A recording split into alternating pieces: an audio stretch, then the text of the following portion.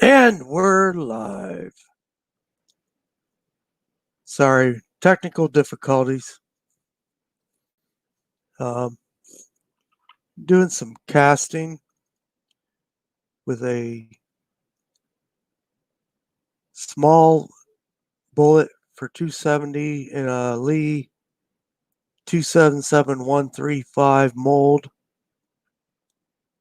And I'm having some troubles getting the bullet to fill out in the center. So I don't know what the problem is, whether it's mold's not quite hot enough, I believe. The center band won't fill out. And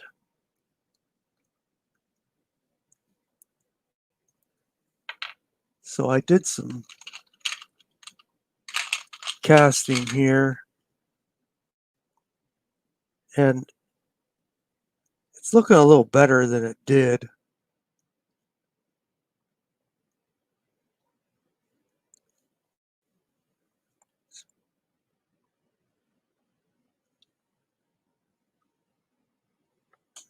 It's looking a little better than it did. So the bands are getting some traction anyway.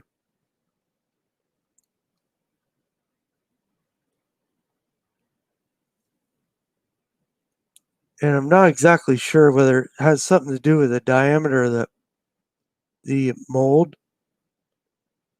But these filled out pretty well. And I did clean one of the cavities out, and that's where I got these. It's almost like I didn't have a good clean cavity.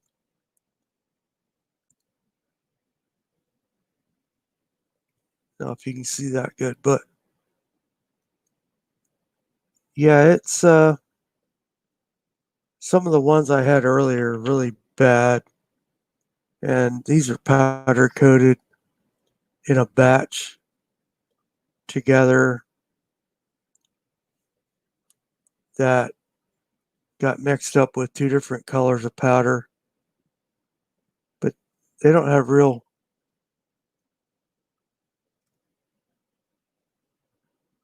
Chico, it's aluminum. It's a Lee mold. It's aluminum. And I turned the mold upside down so that the sprue plate was touching the pot, and that seemed to help, if that makes any sense.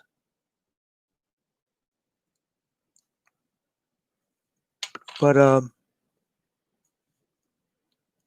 let me see here.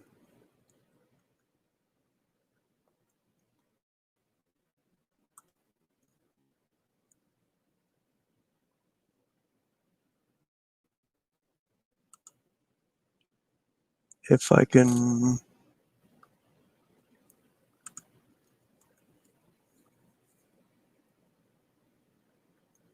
Yeah, I'm having a little trouble with this, so.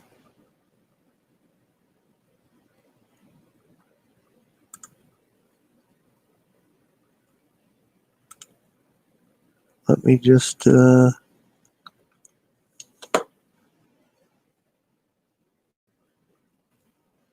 Yeah.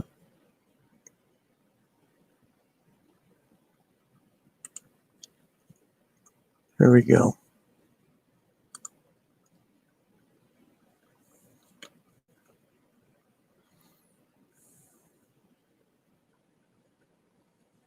Yeah, it's a Lee aluminum mold, and it's not filling in the center.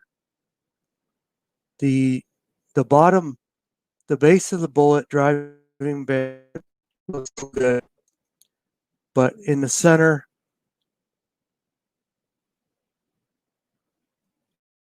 Okay, Jag. Yep. Well, I turned the mold upside down so that this sprue plate was resting on the pot, and that definitely seemed to help. And that I don't like to torch the sprue plate because if you get it too hot, it'll create some crazy shit. It's a 135 grain Chico, and it's a 277. 270. I've not had much trouble with like 9mm or 38 stuff filling out like this. So just throwing it out there. Chico, I sent you a link. I'm not sure if you'll get it right away. I'm kind of it's terrible here, so.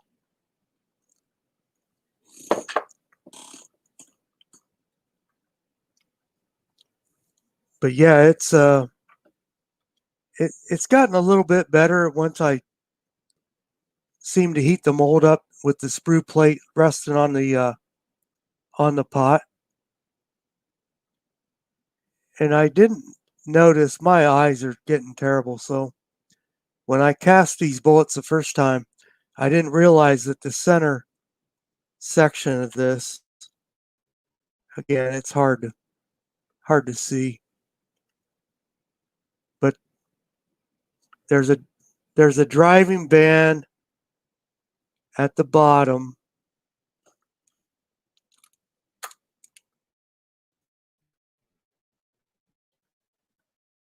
here that does very well, but yet there's several driving bands in here and then a crimp groove. They don't seem to come up to size. And that's the problem I'm having. I will say that heating that sprue plate up seemed to help some, and I don't quite understand what that means. But so I casted these, and like I said, my video's terrible, so these I actually kind of run that one through a sizer to see, and it looks quite a bit better. I didn't notice it on the first run, and it's yeah, it's kind of janky, so.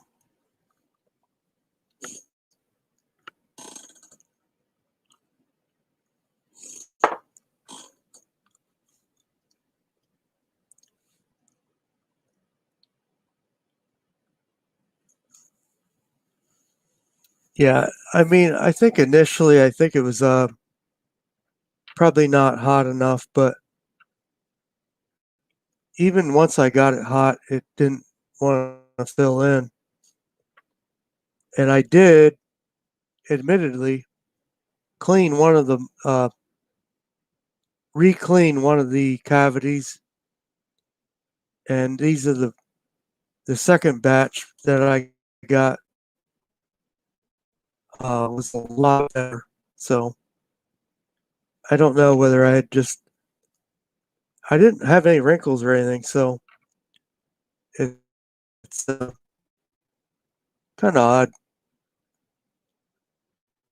I and I was getting busting, so I don't know whether I had the melt too hot with this little diameter. I'm not used to that.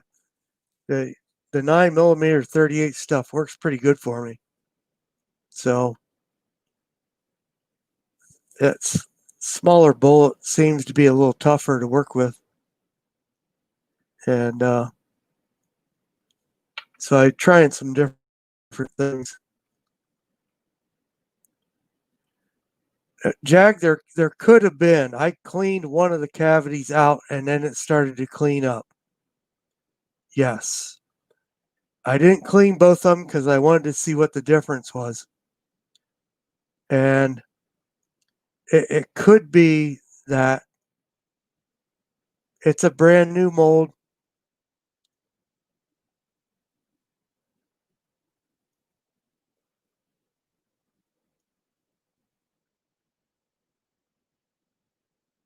Yeah, I've noticed what you're saying, Chico. Definitely. I've seen that in a couple of other molds,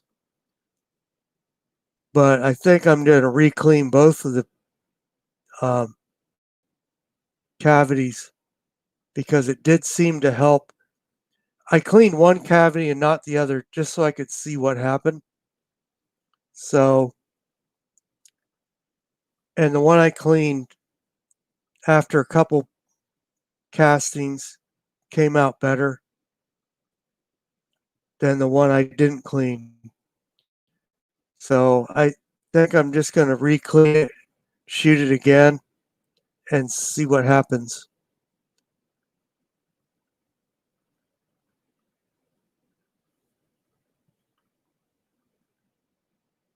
Yeah, it's the other problem that I'm trying to understand, and this is probably more relative to um, it being in a caliber that 270 caliber Winchester is the seating depth. So if anybody has any idea what the and I realize I realize there's a groove way up here, but man, that's way shorter than anything I shoot.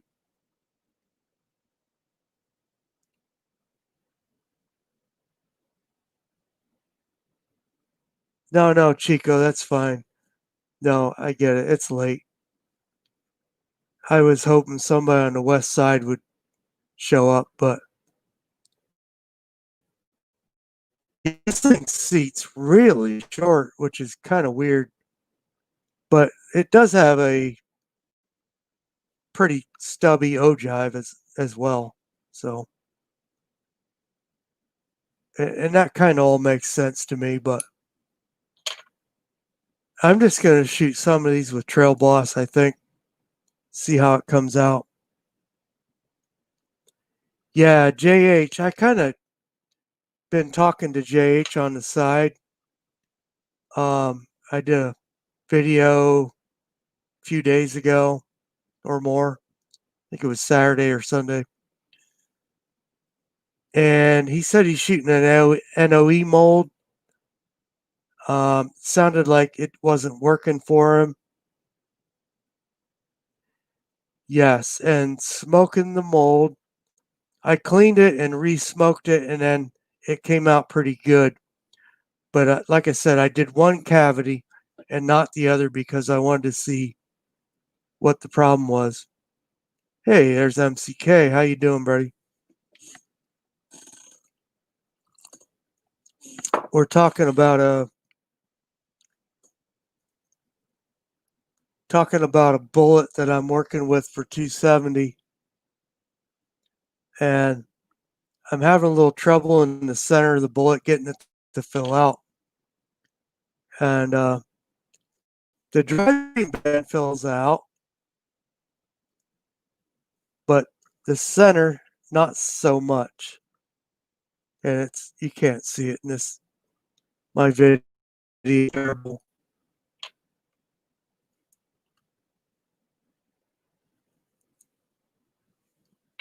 Hey MCK, I'm on a laptop. Um, so it's kind of grainy here. I know that, but it is what it is. Just thought I'd fire up this chat. I think I've got it kind of figured out. It's mostly like a mold problem or a sprue plate problem. And the second batch of stuff that I run looks a little better. And these are all out of like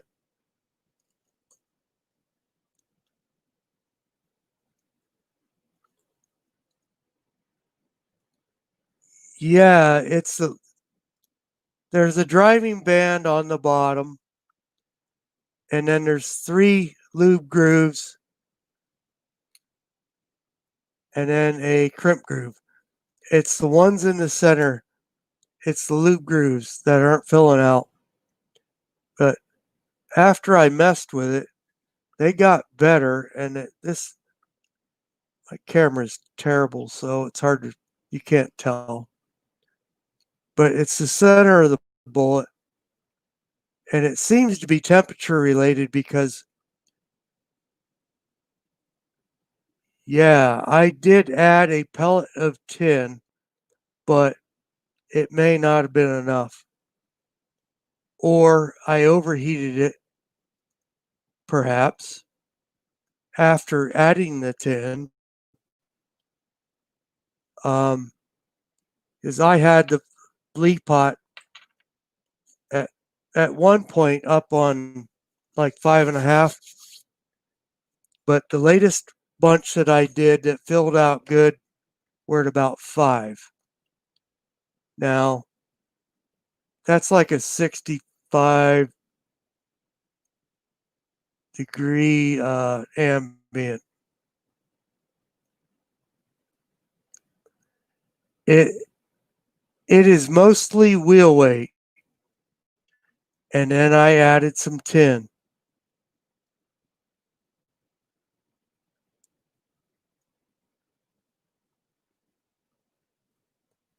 And I added one nugget. I mean, I say nugget, I don't know what it is. Comes in a little pellet of some sort. You buy a pound of it, and I did it that way, not like solder or something. Because initially I thought that it wasn't flowing good, and I put a little tin to it because it is wheel weight.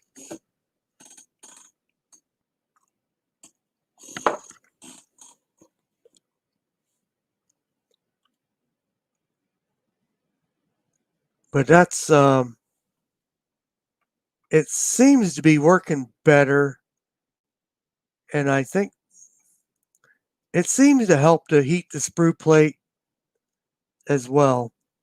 In other words, I turned the mold on the pot and let it heat the sprue plate a little bit more, and the sprue looked it. The sprue didn't bulk up as much, I guess is what I want to say. It seemed to flatten out a little bit more, if that makes any sense.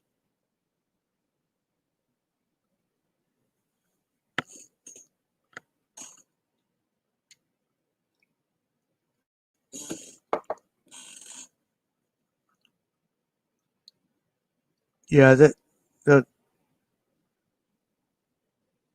the lead I'm using is a wheel weight lead, and I dumped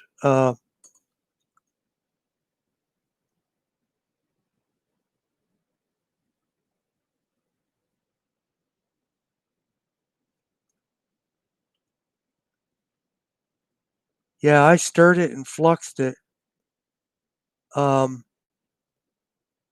because I think it was getting a little bit hot, to be honest with you, and that's probably what your point is. Um, or maybe the volume of the pour.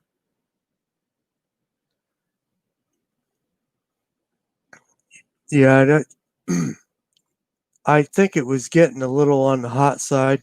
I don't have a thermometer. Um, and it's once I turned it down, it turned out a lot better. So I turned it down to like 4.5, and I fluxed it before I did that. Um, Probably just getting a lot of crap in there, I think, from some reclaimed lead. It's it's wheel weight lead is what it is. So that could be a lot of it.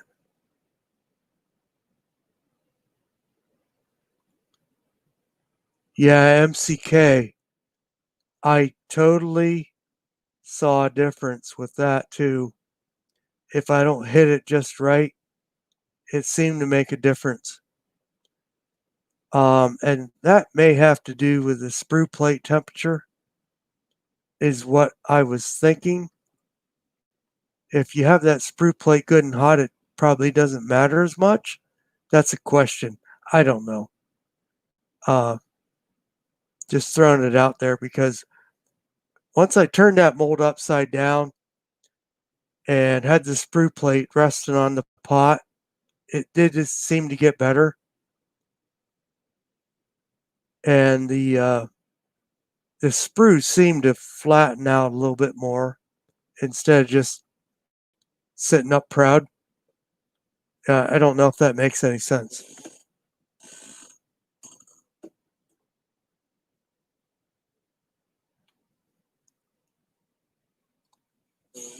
I'm still trying to read. I'm still trying to read how it actually goes. I don't have much trouble with a 9mm or a 38, but man, these are little tiny things, and they're giving me fits. And that's probably a lot of the problem that guys have with 223 and sub 30 cal stuff, I'm guessing.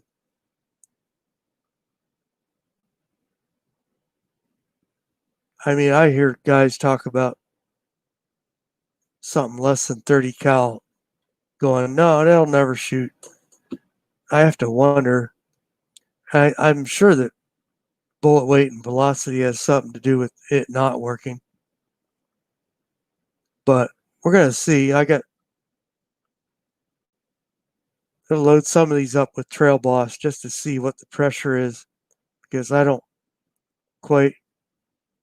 Okay, the seating depth is less than it is for much anything else. So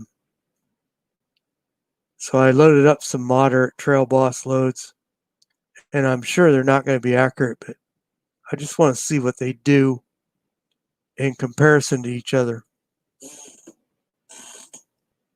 And, I mean, I already don't like the bullet the way it's filling out, so I don't expect great results. Yeah, Jag, that's a good point, because I did notice maybe my spout was a little close to the mold than it shouldn't have been. And the reason I say that is because you'll get like a little string, and I don't know what. Man, I've only been doing this for like a month and a half or a month or whatever, but yeah, the drop, I don't quite get the equation of what might happen.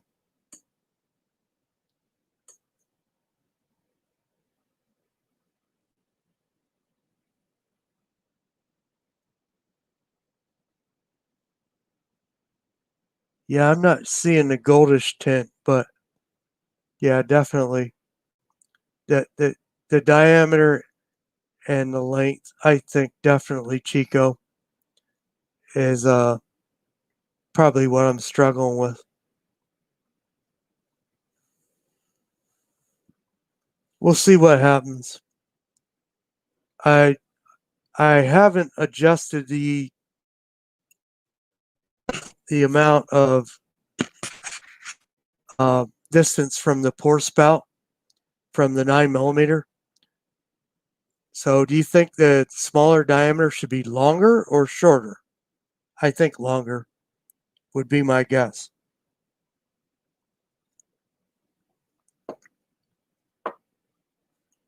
Because it's already really close.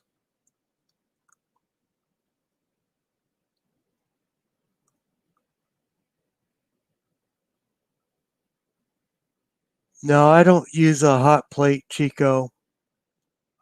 I mean, that's something I could probably pick up at the thrift store or whatever, but I haven't had to use one For the larger stuff, I've not had any problems with fill out. But I know that this caliber is probably not the best thing to be casting for.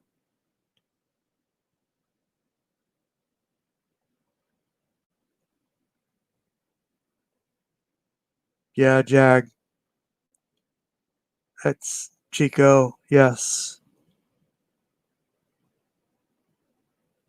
Yeah, when I'm not using the mold, I sit it on top of the pot, and that works for my other stuff. But I'm not sure if I may be overheating it because that cavity's so small or deep. So that could be some of that too. Man, there's 1,000 variables. And a lot of guys don't cast for 270. Hey, there's James Pollard. How you doing, everybody? We're just talking about casting some 270 bullets, and I'm quite sure that you have some kind of idea what's going on here. Hey, there's Dead Horse. Shit, wow. I'm hitting the West Coast here.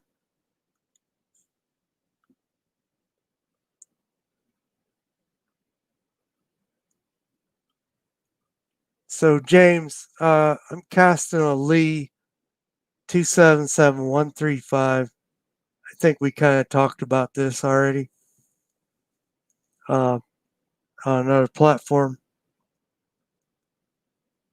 And I'm getting a lack of fill out.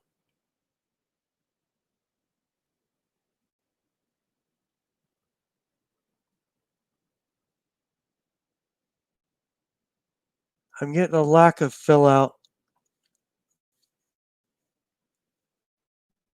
in the center of the mold. Not so much where the driving band is on the base.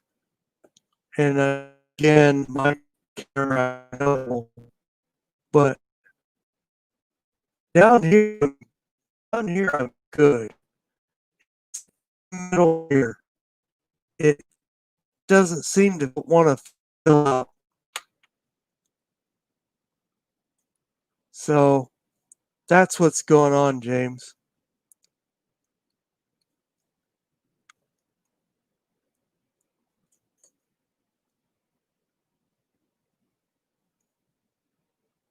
Yeah, Dead Horse is saying he's got a problem with something there too. Man, they're big ones though. Hey, Fuzz. Hey, there's Fuzzy.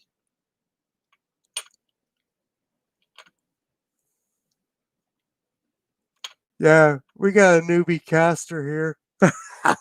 You guys are gonna have a treat with me.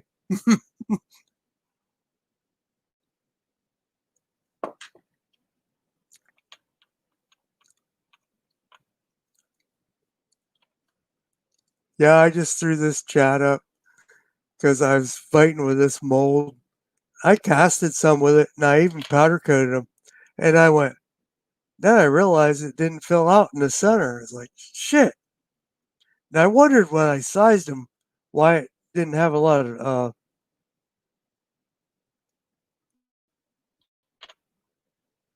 Yeah, James. Um, I know what you're saying. The vent line, they look good, but I will say this: when I smoked the mold, I might have got too much smoke in it. Is that plausible?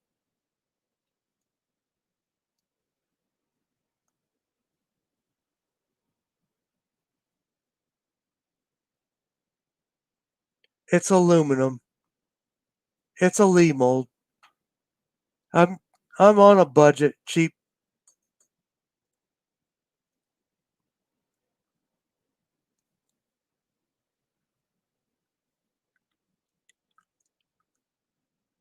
Yeah, dead horse. I got the third uh, online version. I'd be interested to know if that fourth is that much more helpful. I mean, I want to shoot reduced. I mean, we're talking about cast bullets here, so I think we all agree we're talking about a reduced uh, load kind of thing.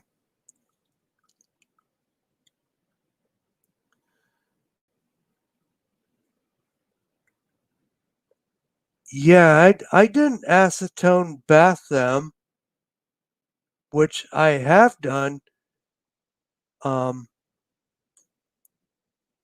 in like 9 millimeter, which I didn't find any results that were plausible, but that's okay. I get it.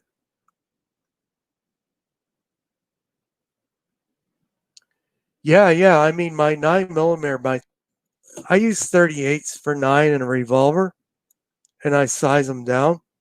And no, the Lee stuff it works uh, just fine.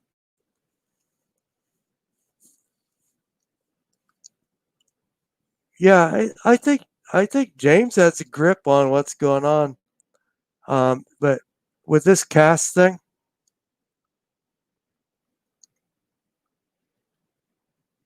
yeah, they do. That and Chico, they do. I'm okay. So longevity wise, maybe there's a problem. I don't care. Um, yeah, yeah. I mean, operator error. I get it.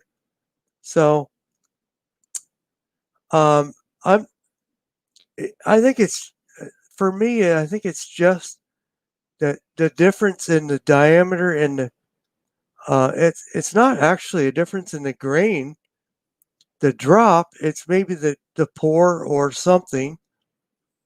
Uh, but I'll clean the mold again, re-smoke it, and so what do you guys think about re-smoking about smoking your molds? I mean, I smoke them until they're black. I that may not be correct. Oh, I'm trying to be politically correct here.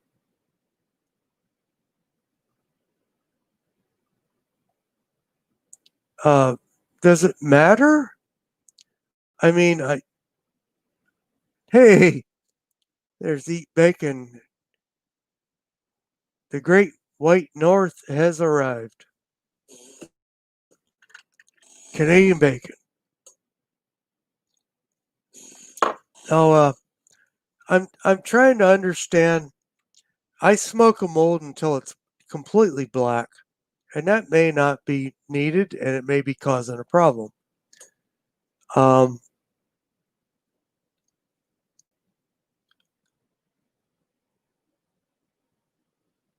Now MCK, is that with a steel mold or with aluminum mold?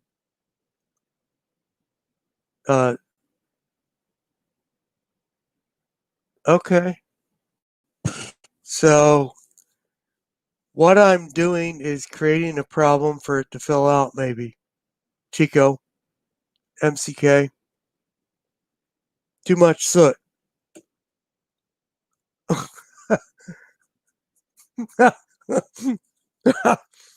That was the response I expected, Fuzzy.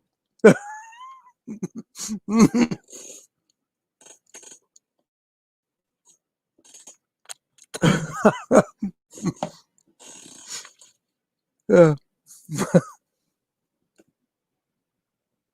Hmm. Right. Okay. Yeah. I mean, I yeah, I'm probably going towards one way, and from the 38 9 millimeter cavity didn't give me a problem. By going to a smaller diameter, I'm having more of a problem, I guess.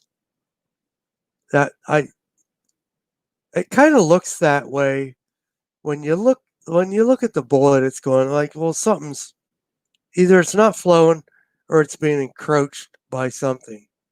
So the whole soot thing makes a statement to me, and I'm not sure if that thought process is correct. And I mean, I'm just kind of reaching and going, well, what the heck does this mean?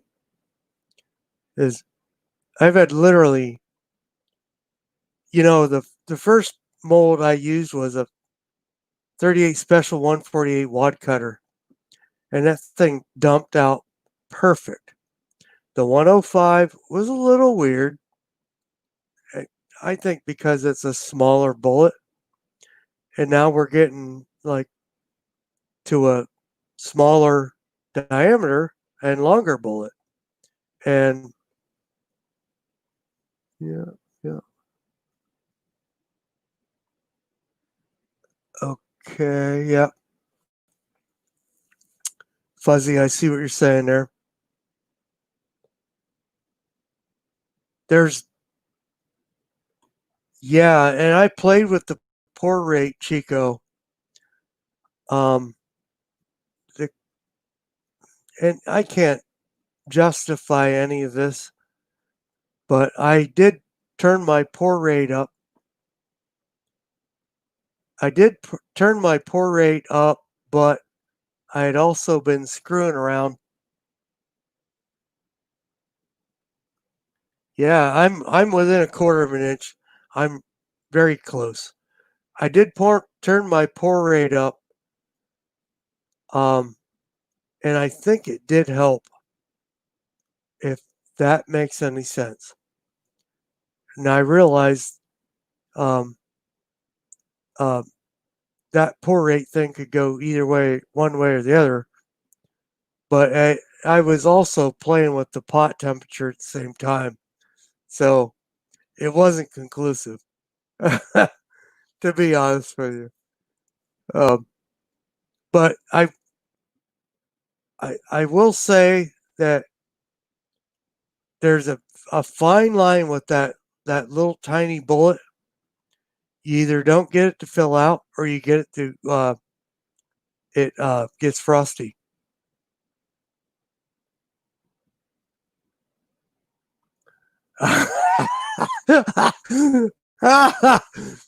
Yeah, man, I don't have one of those wigs. I'm not the I'm not the YouTube all star that Uncle Jim is. Yeah, we all love Uncle Jim. Yeah, he does. I love Uncle Jim. Yeah, Robert Plant, exactly, and that too. Yeah, yeah. Please don't send me one of those wigs, because then I'd have to wear it.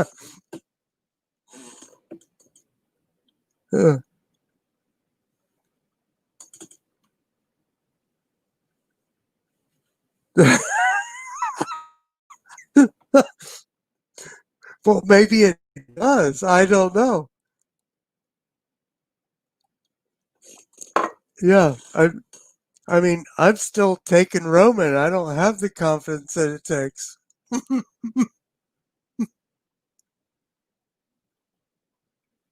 Yeah, that's funny.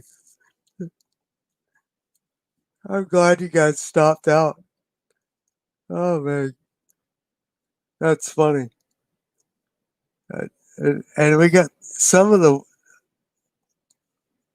yeah. James, how many feet of snow you have out there?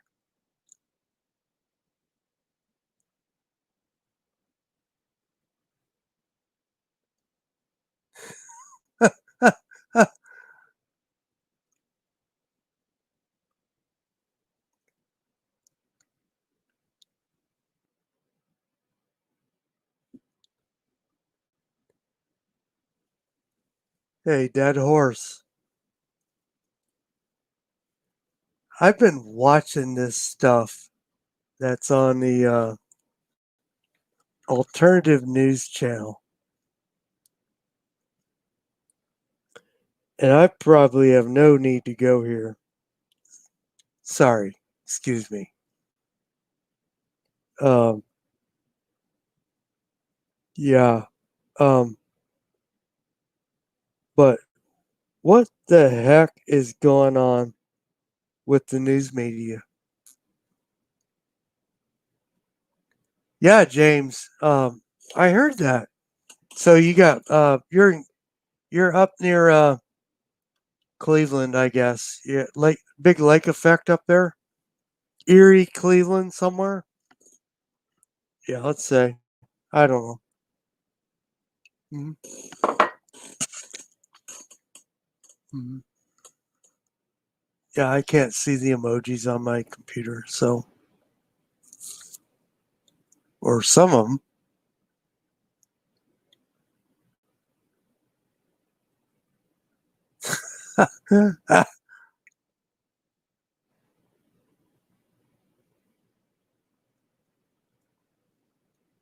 Yeah, how about that lady from Michigan? What was up with her? That's like craziness.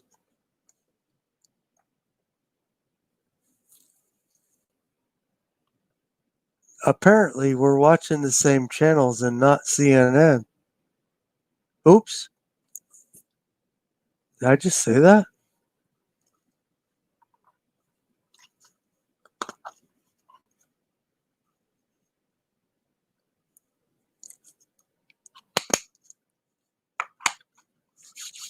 Sorry.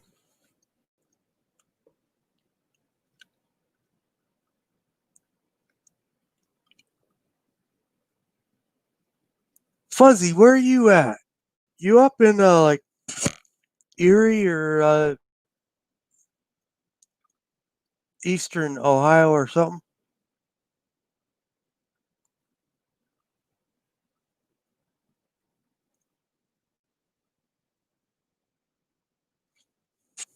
Mhm.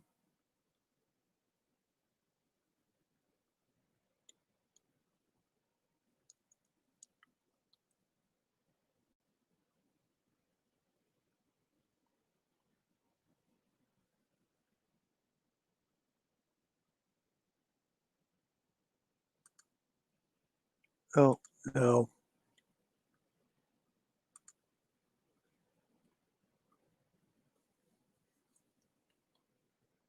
Oh yeah, the Los Angeles Silhouette Club. That is a good resource. It can be kind of weird depending if you're using a phone or a computer. But yeah, Chico's got a great point there. Hmm.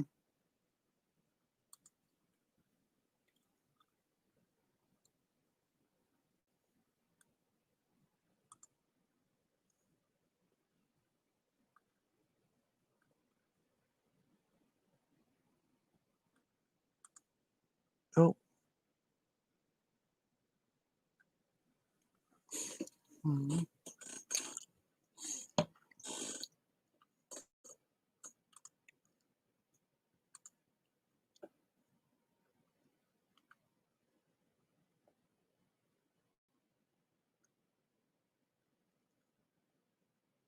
Yeah, I guess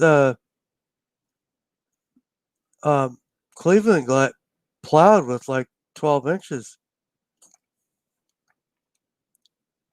We're supposed to get some tomorrow, but it's mostly going to go to the east. I think it's coming out of the south.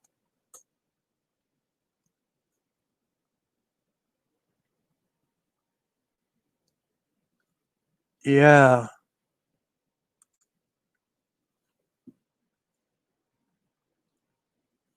yeah.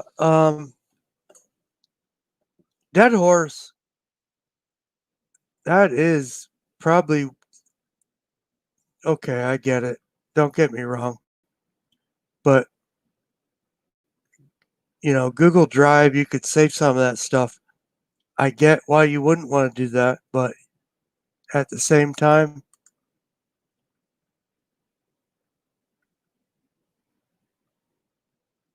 yeah, yeah. And I think Frosty from my experience, frosty sometimes means that there's something going on there, especially in a smaller cavity. I have not seen this so much in a larger diameter, and it might create a problem.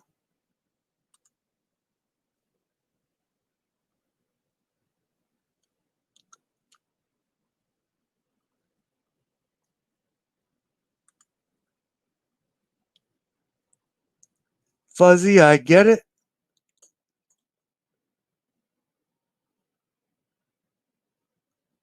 Absolutely. Hey,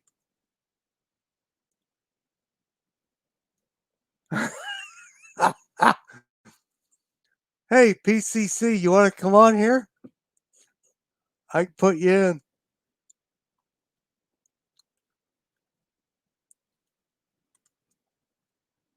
I figured it is past your bedtime, and I was firing one up.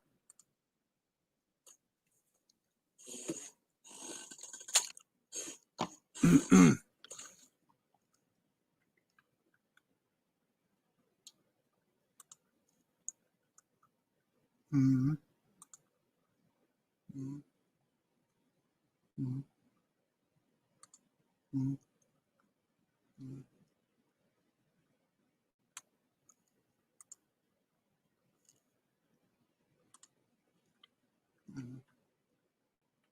Mhm. Mhm. Mhm.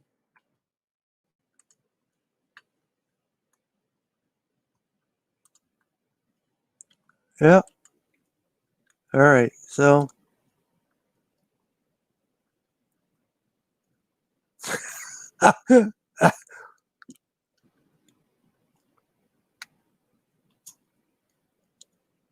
we'll see if PCC wants to come in. I sent him a link.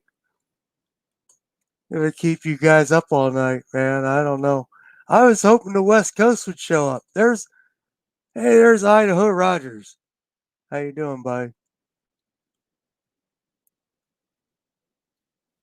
Yeah. Eat more weed, less meat. How you doing, Idaho?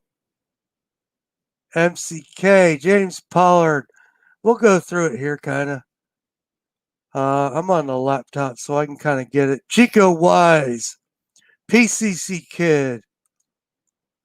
We're gonna do a rundown here. Sorry, it's impromptu. Fuzz T Fork 8,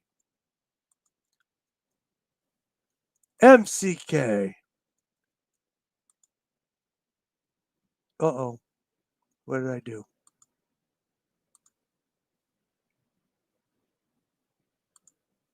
That's not good.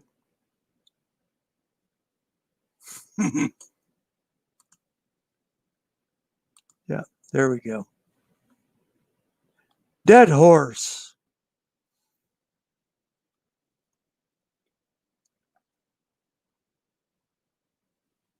Well, we're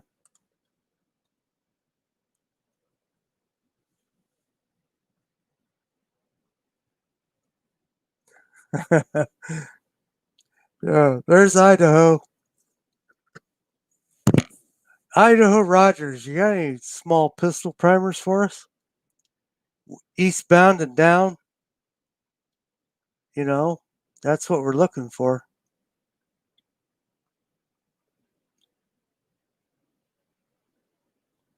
I mean, I'm not looking for any more cores than I already have.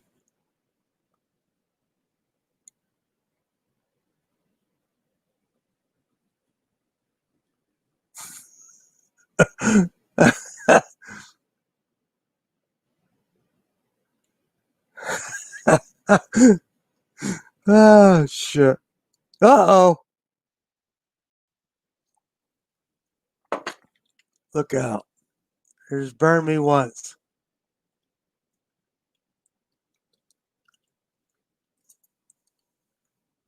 We're looking for some small pistol primers, man.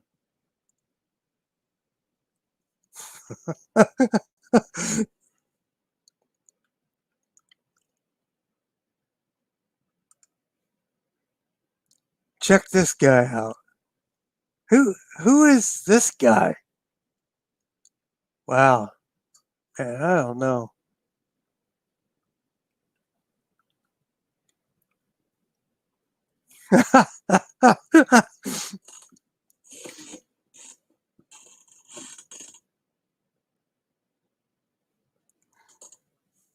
Yeah, that's good stuff. I end up with a casting problem, and then we got American pineapple pizza. Yeah, yeah, it's a sad thing. I don't know. I'm not a big fan of the pineapple pizza. I'm gonna tell you that. I'll do the white sauce pizza or whatever. That's fine. Tomatoes, broccoli.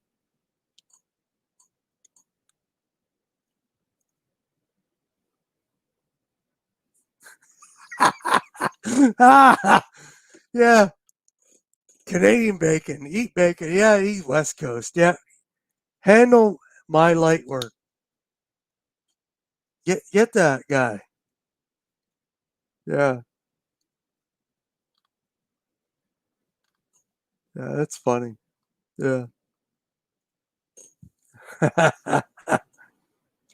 PCC kids.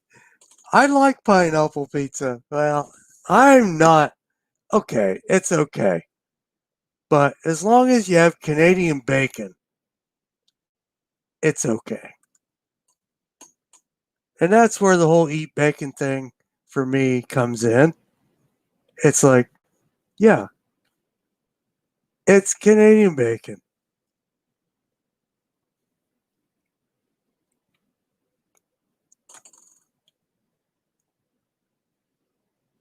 Yes. Yeah, you don't put ketchup on a hot dog.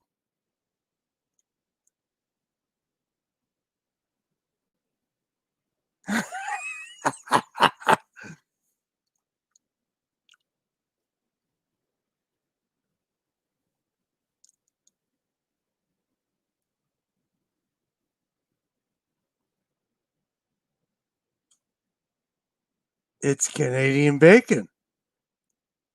We've been bugging them about this, but you know, I think um, I think we went through this once before with uh, eat bacon about being Canadian bacon.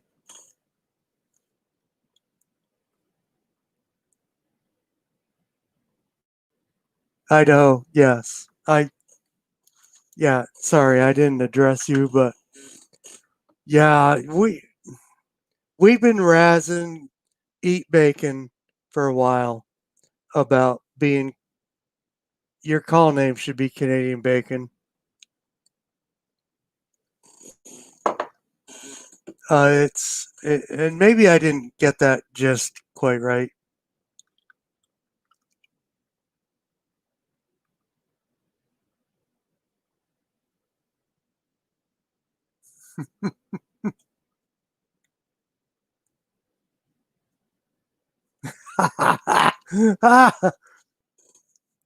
Yeah. You know what? Gone in 60 seconds. Yeah. Okay. Real bacon? Dead horse. I'm on um you can find me on a Discord thing. I'm pretty sure you're on there. Yeah.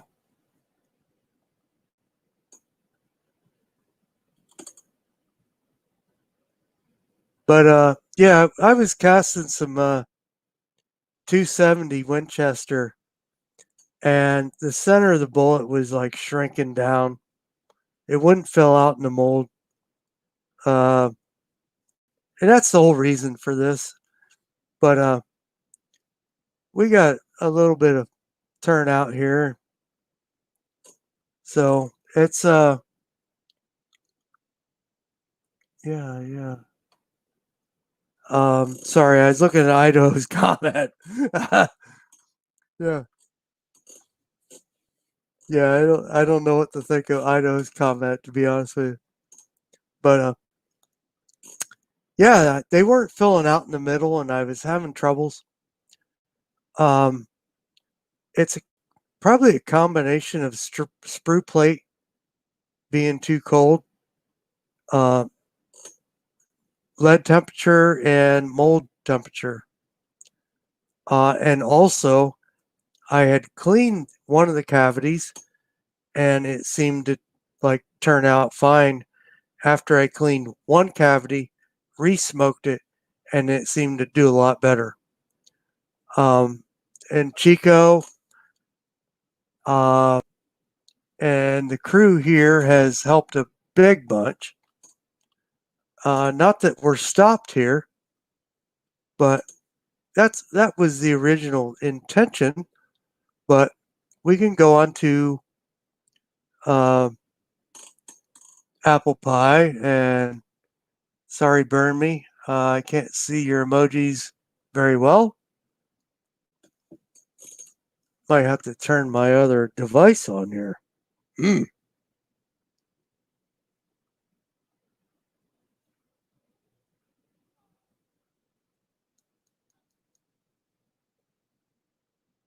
Oh, yeah. Pizza and pineapple. Got it.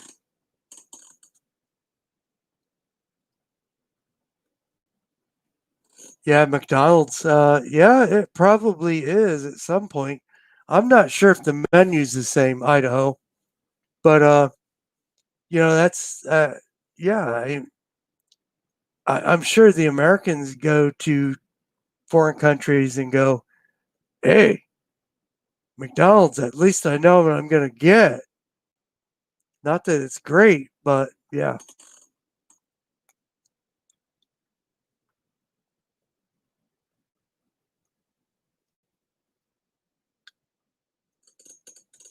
So there, eat bacon. Can we expect you to come on? Are you gonna do the Uncle Jim live chat? Are you hooked up there? Eat bacon.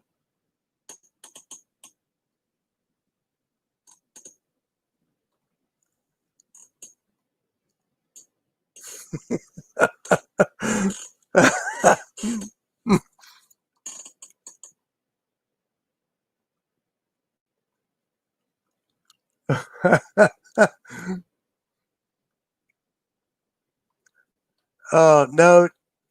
Well, I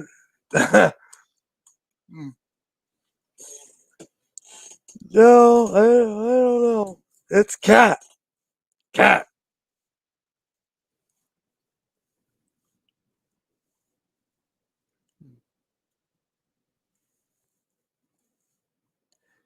Yeah, I don't.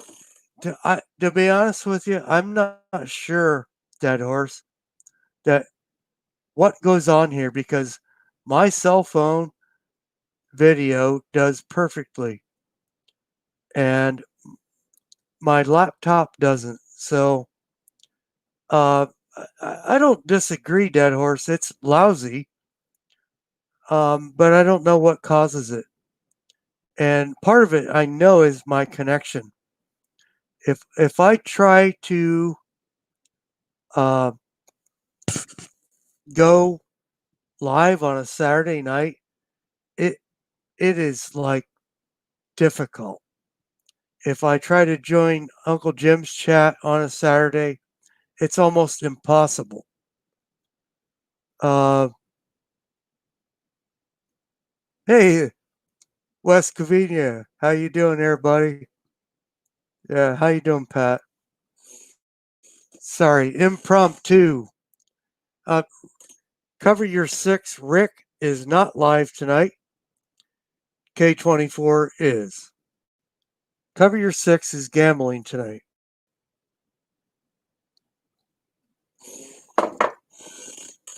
He did a chat earlier, and I knew the stream was clear.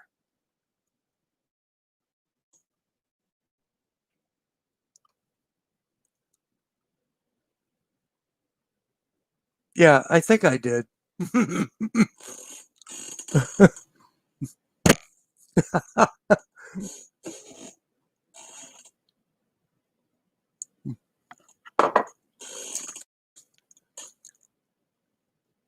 Is that is that fancy spit cup? Not a. All right, Pat. We're in the same boat. I love you, brother. Pat, I think I sent you one here, man. If you want to come on.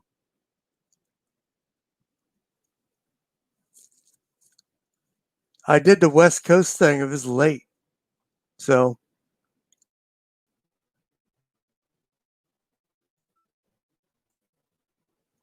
uh-oh.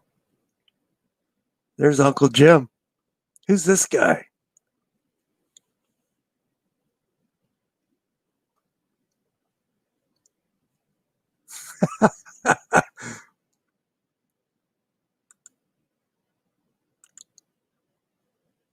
I got to get rid of this toolbar down here.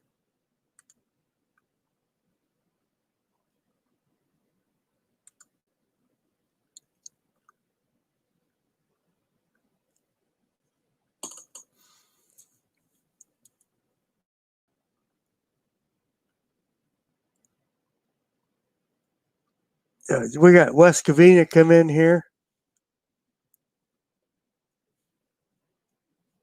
Yeah. Hey, Fuzzy says 10 watching, 5 thumbs up. Come on. Oh, jeez.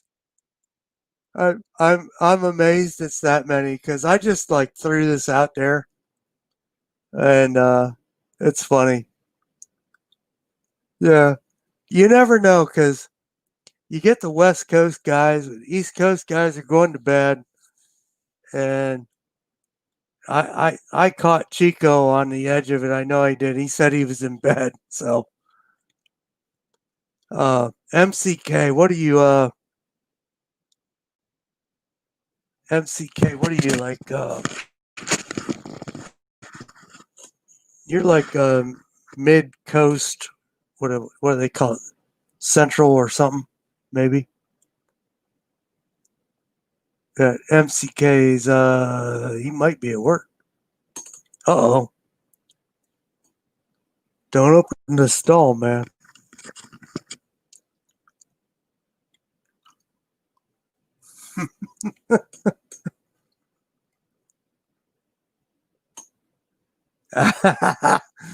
Yeah, yeah.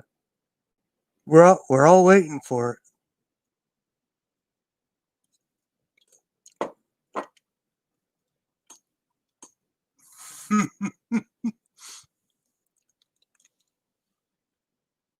What was I watching? Somebody's I was on I was on a chat somewhere and somebody said, "Oh, I hung out with Sammy Hagar for 2 days." He goes, "I didn't realize who he was until he says, I just um Sammy Hagar just thanked me for being like really natural about it and not freaking out." And the guy didn't realize it was Sammy Hagar, apparently.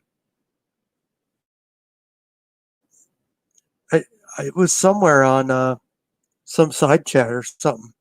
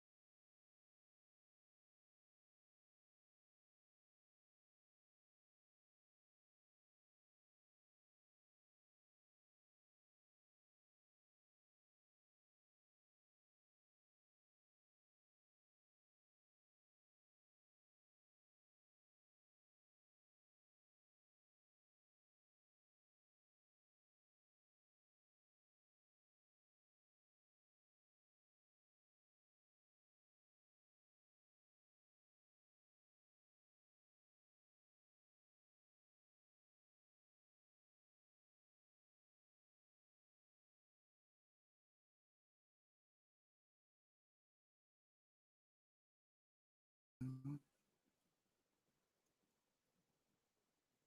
Mhm.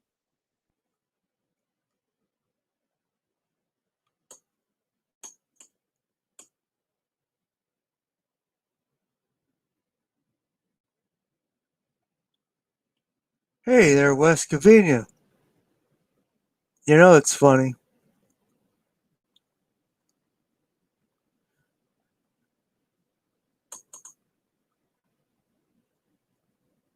What?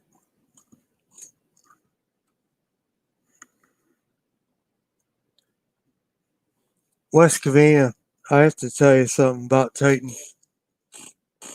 And their delivery's awesome. But I ordered a mold and a resizer, and I got two of each. Now, I don't know if something in my Google thing did that, but um, yeah, I'm back. Yeah, sorry. It warped a little bit. I was telling you my connection is questionable, but on a weekday night, it doesn't do too bad. And other than the laptop camera versus the um, cell phone. Anyway, I ordered uh, a mold and a sizer, and I got two of each. So if anybody needs a 270 mold, say, hey, I could use one of those, which I think there's very few of us out there that want that mold.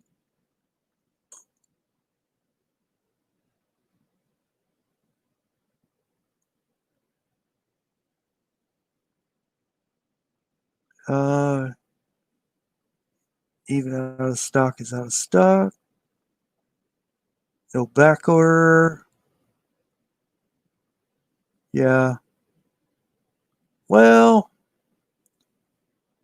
you could find some molds, but they aren't the typical ones you're going to look for. I did find a mold for a 95 grain um, 380 ACP, which I would shoot in a 9mm, and I'm not against that. Yes, yes, the 270 is good for 6.8. Agreed, it's on the heavy side for a 6.8. I um, have kind of been looking for something a little lighter so I could shoot H335 maybe. But here's the question: can I shoot H335 in a reduced load, which I don't think I can?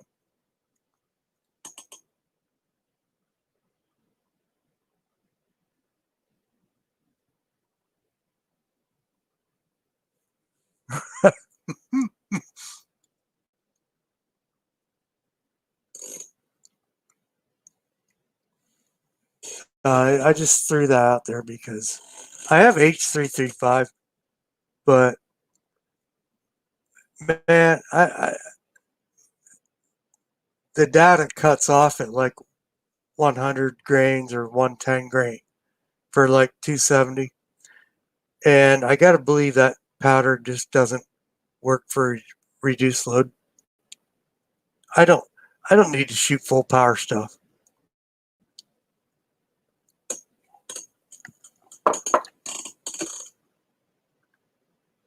Yeah, got it. Yeah, I thought the same thing. Sorry, guys.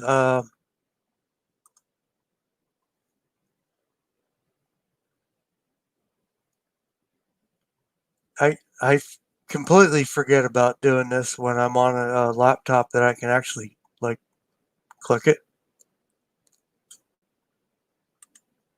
What? Oh, MCK, I'm not sure what you mean there. Oh, hey, sorry. Dude, you're Hey. putting everybody to fucking sleep, man. I swear to God, you're worse than fucking Ferris Bueller day off. Fucking dude, Bueller. Like, dude, I Man, have to come in here and wake everybody the fuck up. I swear. yeah. What's going on? Hey, I'm just waking up the West Coast, motherfucker. That's right. Hurry the fuck up, biatch. What's up, people? It is I, Mario. Yeah. Yeah, I'm in shitty lighting, so don't mind me. Anyways, you guys don't like seeing me. I'm not the greatest looking guy. Anyways, Yeah, it's what's okay. going on with you, man? Hey, we're just doing a little chat here tonight. Cover Your Six was on at like 7 o'clock. So, Really? yeah. And I Wow. thought, man, the airwaves are empty. Yeah. Hello, weirdo.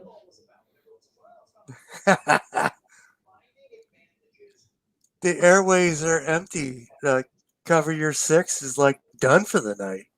He's going gambling or something. That guy is such a chat whore. Like, how can you be live every fucking night, dude? Like, stop being a whore, man. I'm Like, I okay. love you, dude. But I'm like, I'm dude, I can only listen to Rick for more than fucking one day. I don't need that motherfucker 6 times a goddamn fucking week, bro. Am I'm I speaking okay for the with rest of you guys? Because I don't give a fuck. I'll just say it. I'm okay with it. You know what? But you know what? I like the content when they actually go shooting.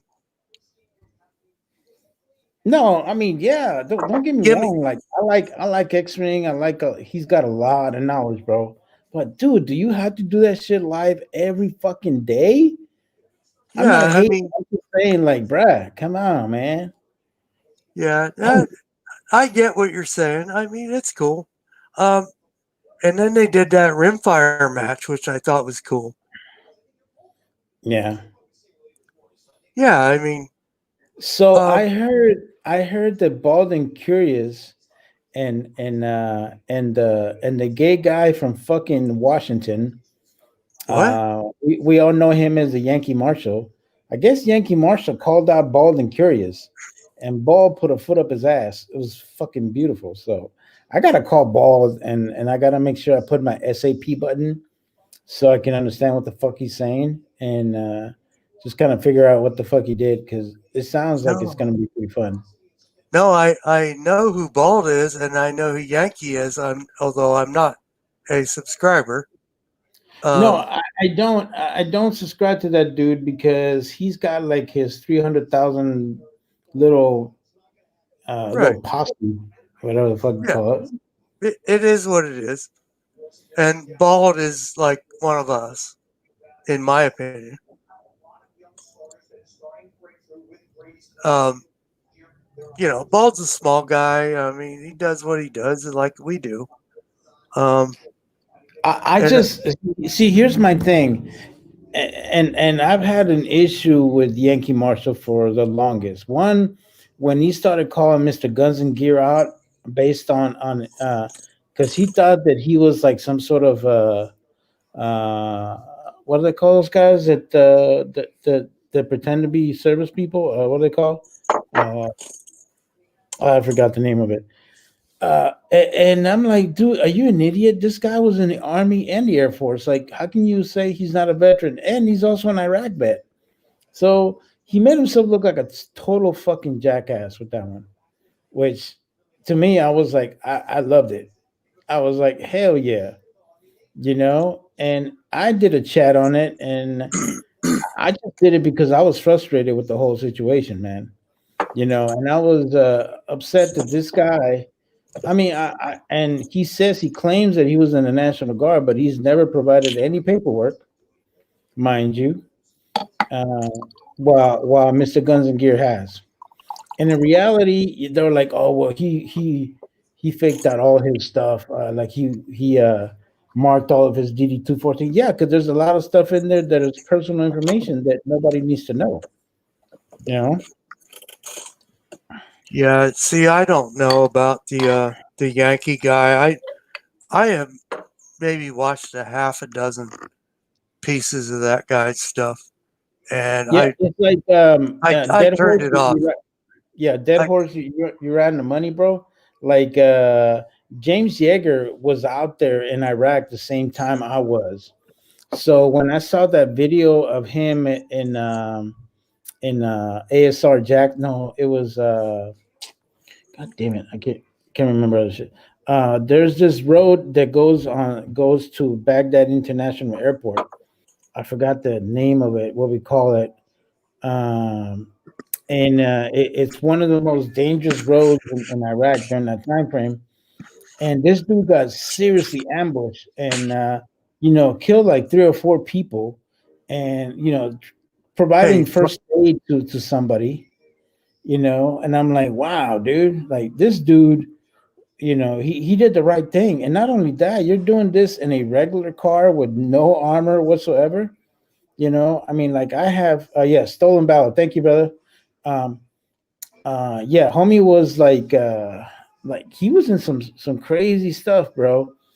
And it's like a 10-mile road that goes from Baghdad International all the way down to Baghdad. I forgot the name of the damn road, but that road, everybody who was over there knows what I'm talking about. But this dude was calling him out on that. I'm like, who are you to call anybody out, bro? Like I mhm. hate people who just think that they're all high and mighty because they have x amount of subscribers that for some reason they're entitled to bag on somebody else. I'm like, dude, who are you, man? Like seriously, a lot of us in here subscribe because we want to talk to people that are like-minded like ourselves, and, Right, and, and the same values and what we believe in. right. But you also got to understand these are all type A personalities. Most people that are gun owners are not going to put up with crap. You know what I'm saying?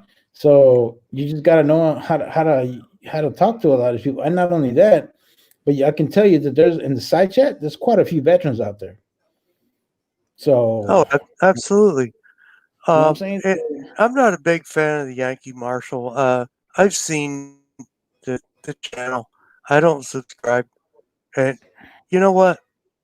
Then there's a lot of larger YouTube channels that I don't subscribe to anymore, and because it just gets all unpersonalized.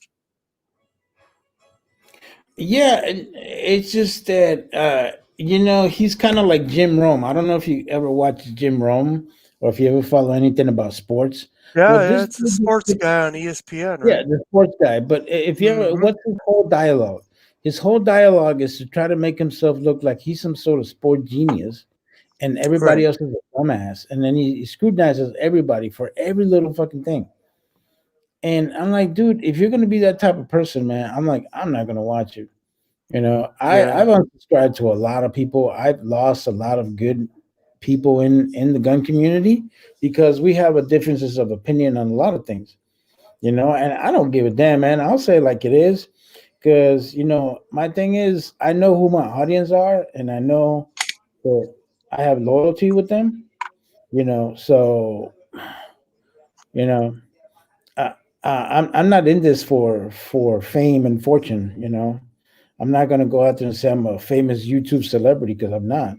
But I know who my audience is, and I know what they like. They like somebody who's honest and just tells it like it is. And but I just don't believe in degrading people. I don't feel like what are you gonna get out of that? You know?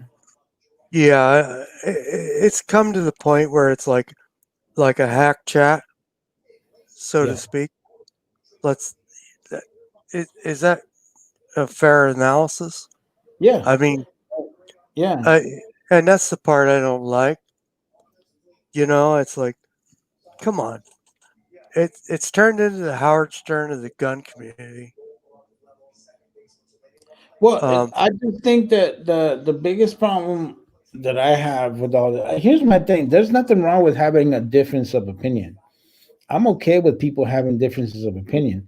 The exactly. problem that I have is the whole thing that deals with you making yourself look like you're better than the other person. Mhm. I can say, hey man, fucking High Point is a great fucking pistol. And everybody in here will clown me and say whatever the case may be. But here's my thing. It's my opinion. It doesn't matter what the hell people think about it or not. It It's a is, and it's a drive-by shooting gun. It's a gun that's known for fucking being in police lockers. It sucks. It has shitty magazines. It's made out of cast iron. But you know what? There's people that are loyal to that piece of shit pistol, man. You the know? club, club, and you Yeah. know what? I've never actually shot one, so I don't have an opinion. You know what? They're fun, dude. I'm not gonna lie. The only thing that I hate about my High Point is having to break that shit down. Did they go back? Did they go bang? Dude, you gotta use a freaking pin, like what do they call those? You gotta use like a freaking pin with a hammer to bang that shit out of there. I'm like, Oh, you mean yeah, to release the slide? yeah, to release the slide. Yeah. So the It's CZ, ghetto you fabulous use like the a motherfucker. so the CZ, you use the base pad and you push it into uh, the pin. Yeah. Yeah, but it's not like that. It's actually on the frame, and you have to actually put like one of those, like those punch pins that you use with a freaking Oh, okay. hammer, and you hammer that shit out, and like, Oh, damn, like yeah, like this. yeah, like if you're actually like breaking that shit down, bro, like you can, yeah, and you gotta hit the shit out of it too, so that pin comes out. Oh man, it's ghetto fabulous, bro. I'm But telling hey, you. you know what? You could take probably one of the best shooters in the world, and he could shoot that gun and do 80% of what he does with his regular gun. Yeah, It's very plausible. yeah. I mean, if the guy's got good technique, and but here's the other thing: Hmm. the guy at a national level that's shooting competition, he has muscle memory, so he's already got that muscle memory built into the gun and But his brain. it's just not just muscle memory, bro. I Yeah. mean, it's the ability to shoot the gun. Here's my thing. This is the way I see it. If you're gonna shoot competitive, there's three things you gotta have. One, you gotta have money. Two, you really gotta be a good damn shooter because you just have to Oh, be, you know. And I think three, you just gotta have the resources. If you don't have the resources, it don't matter how good you are. You know what I'm saying? Because well, I can tell you, I had one of my soldiers. I had one of my soldiers go in USP PSA, whatever the fuck it is, and he uh huh. won. He won a freaking competition with a basic Glock 19 with no freaking red dot sight, no nothing. That was it. It was Yeah, just he was that damn good, and he won a they're competition. And he beat like these grandmasters and all these motherfuckers that spend $1,000 on their guns and all kinds of shit. You well, know, I they're mean, good. classified though by optic and all that kind of stuff too. So Mm-hmm. if you get into a production class, let's say, Mm-hmm. you could be a good shooter right off the street and do very well because Mm-hmm. most of these guys that are like competitive shooters, they move up out of those classes.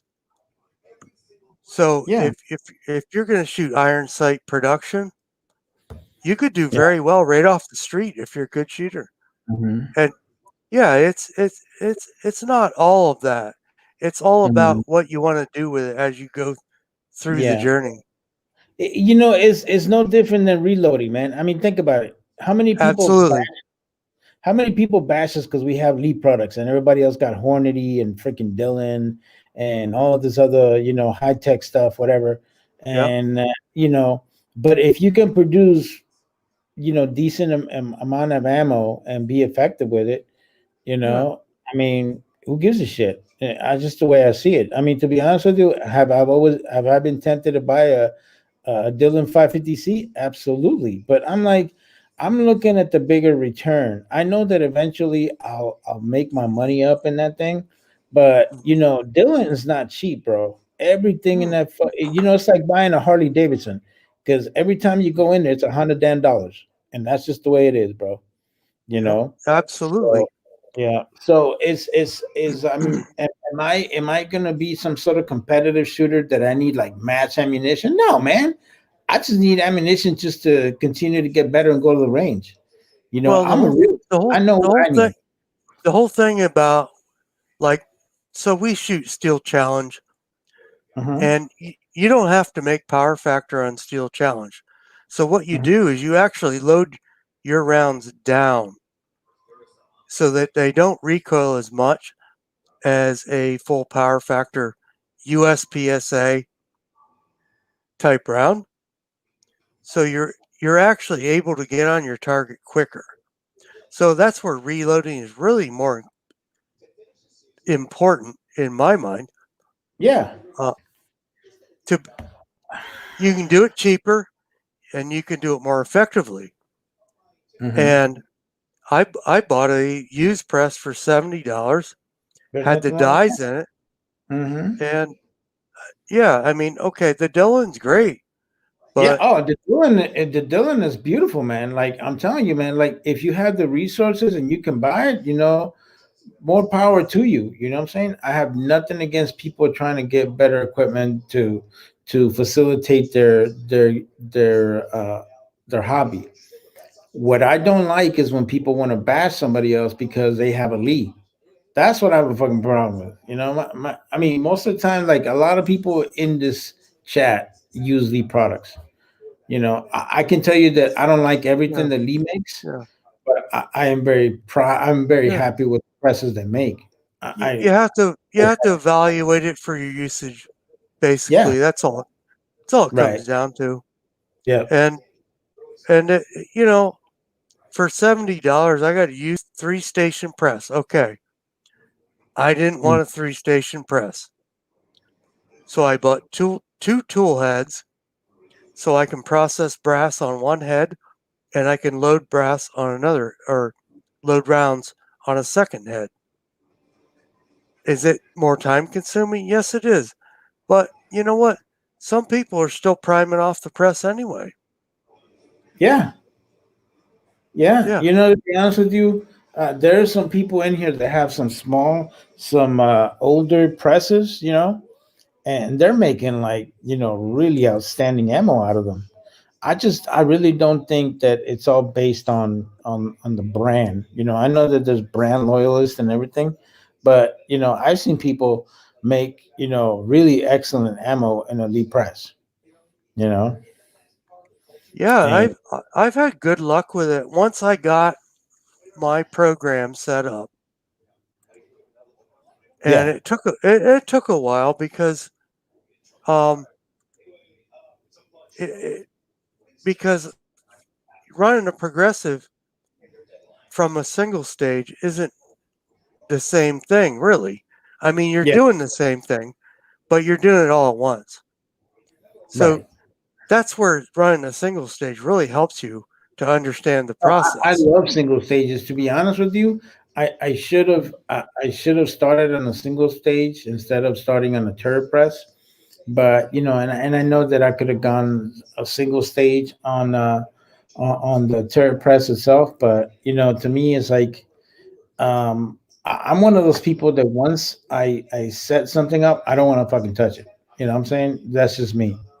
That's why Okay. I love the turret press, because once you set your dies and your powder measure, you can you pretty much, it's kind of like that freaking, like the infomercial, you set it and forget it, right, and you're done with Right, it. right. Then you And get that's yourself another freaking a yeah, die set with the freaking rotating thing, and and and and that's what's nice about the Lee thing. oh yeah, yeah. To be honest with you, there's a lot of the Hmm. guys here that still, no matter what else they got, they still have a turret press because it still works. And It's then and I think because it's more convenient. I started with one of those little chintzy Lee C presses. Those little, Hmm? they're Oh like yeah, that, I still have you know. one. I But have you know one what? that Bulletman gave me. It comes in handy for all kinds of other stuff. And that's always the point that I want to make is that, man, just start with that and see if you're going to like it. Yeah, because in reality, why do you want to spend like Yeah, $800 to $1,000 on a Dylan press, and then come to find out you don't like it? You know, I think like I paid. I think I paid $45 for yeah, that press with a manual. Okay, no, no, I paid $18.49 for it in yeah. 2002. I'm going to use an example here because I actually got to go to Pat's house, West Covina Dodge. Um, I actually got to go to his house, bro. He just has a regular Lee Classic single stage. That's all he uses. Yeah, he's Well, got the that O press. he The uses O that press. and the APP press. That's all he uses. Yep, absolutely. You know what? If you're not banging out a bunch of like competition rounds, that's fine. I found this Lee the 3 stage turret thing for $70 at a Uh-huh. local reloader, Yeah. and I went, you know what? He had one in 9 millimeter and he had one in 40, and I was there like last December, and he had both of them, and I went in the next week and the 40 was gone. I was like, you know what? I need to buy this Mhm. 9. Yeah. Oh yeah. Like the 9 millimeter dies right now, man. They're ridiculously expensive. Some people are selling for like 150, dude. I'm You like, are you you you serious? you, you can't People even find them. are paying that. And so I paid $70 for the press with the dies and the powder drop, which the powder drop, okay, it's the disc thing. I don't like it with the chain on it. I I replaced it with something else, but uh, yeah. But you know what? If you if you start with a single stage, at least you know what's going on, and then you can move on. So for anybody, I don't think we have any new reloaders out there. Yeah. No, I'm looking at the side chat, and I'm like, these are all no, pretty I much don't. folks. The Yeah, regular folks that reload here. yeah, exactly. So it isn't like we're doing a documentary about how to reload. So Yeah, but you know what? To be honest with you, just like there's a lot of good resources in reloading, I really still feel, and I'm not going to say this guy's name, but I think a lot of you guys know who the hell I'm talking about. mhm. Mister, I get online and have a fucking live chat, and people ask you questions, and you want to like fucking debate them and tell them what they need to do. And it's like, uh, it seems to me like he kind of, instead of helping, he's insulting people's intelligence. That's just the way I see it. And I think I know a lot of you guys know who I'm talking about. I'm not going to say his name, but I think sometimes when we have reloaders that are like that, they they don't they don't really help those that really want to reload, and those that are reloading have a tendency of not wanting to be around this dude's chats. Like I notice his chats, like his audience has been dwindling down like significantly, and I know why people don't want to watch it because this guy, for as much knowledge as he has, the way he talks to people or the way he approaches people pisses people off. You need to understand that everybody who is reloading, they're all type A personalities, bro. And I know that he kind of says it in a respectful way, but at the same time, it sounds kind of like, oh, I am high and mighty, and you are just a lonely fucking reloader. And that guy kind of rubs me the wrong way, dude. He really does. And like I tell you, but we have a lot of good fucking channels that really really go into depth in reloading. We got Hello, it's Uncle Jim, and we got like Squad, and we got like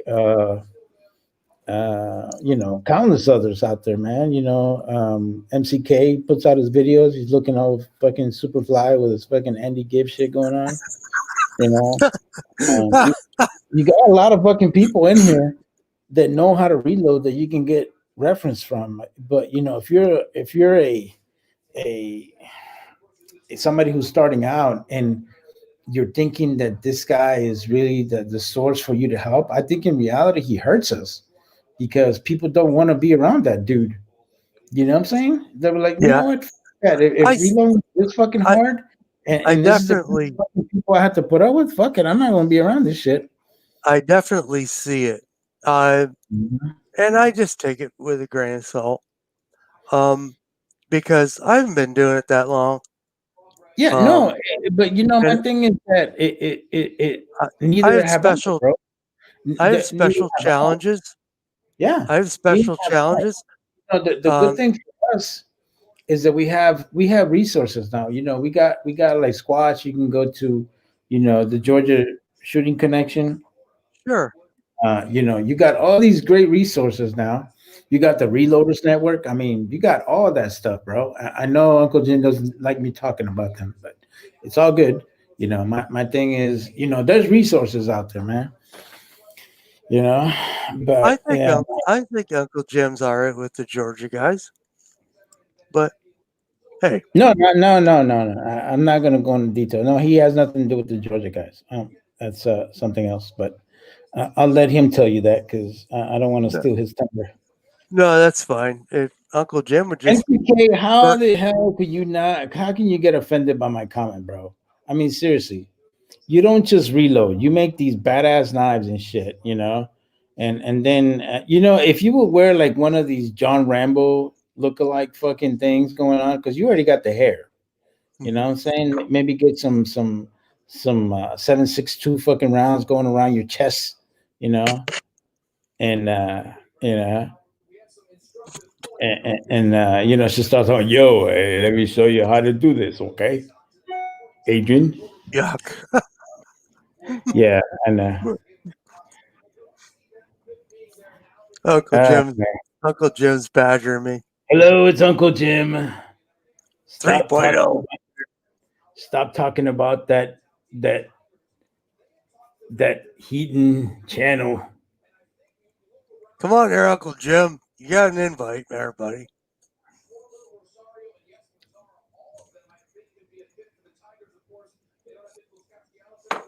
But you I know what you're talking about. Um, the the certain reloading chats. Everybody has their own scenario. You know, because to be honest with you, I don't make a lot of videos about reloading. One, because I'm a dumbass, and I know I'm gonna say something stupid. It doesn't make sense.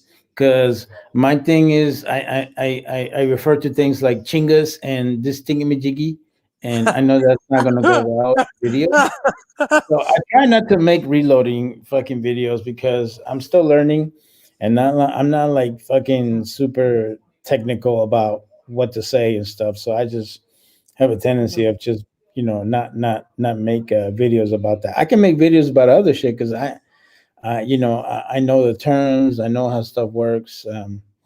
So I mean, there's certain things where you'll see me like, damn man, homie went and got himself. You know, he got deep on that shit. But you know, some of it is just because I know it. But you know, like when it comes to reloading, I'll say like thingamajiggy and this chingus uh, and you know, so I'm like, or I'm making videos. or maybe say Kalmado. Potato, tomato. Kalmado.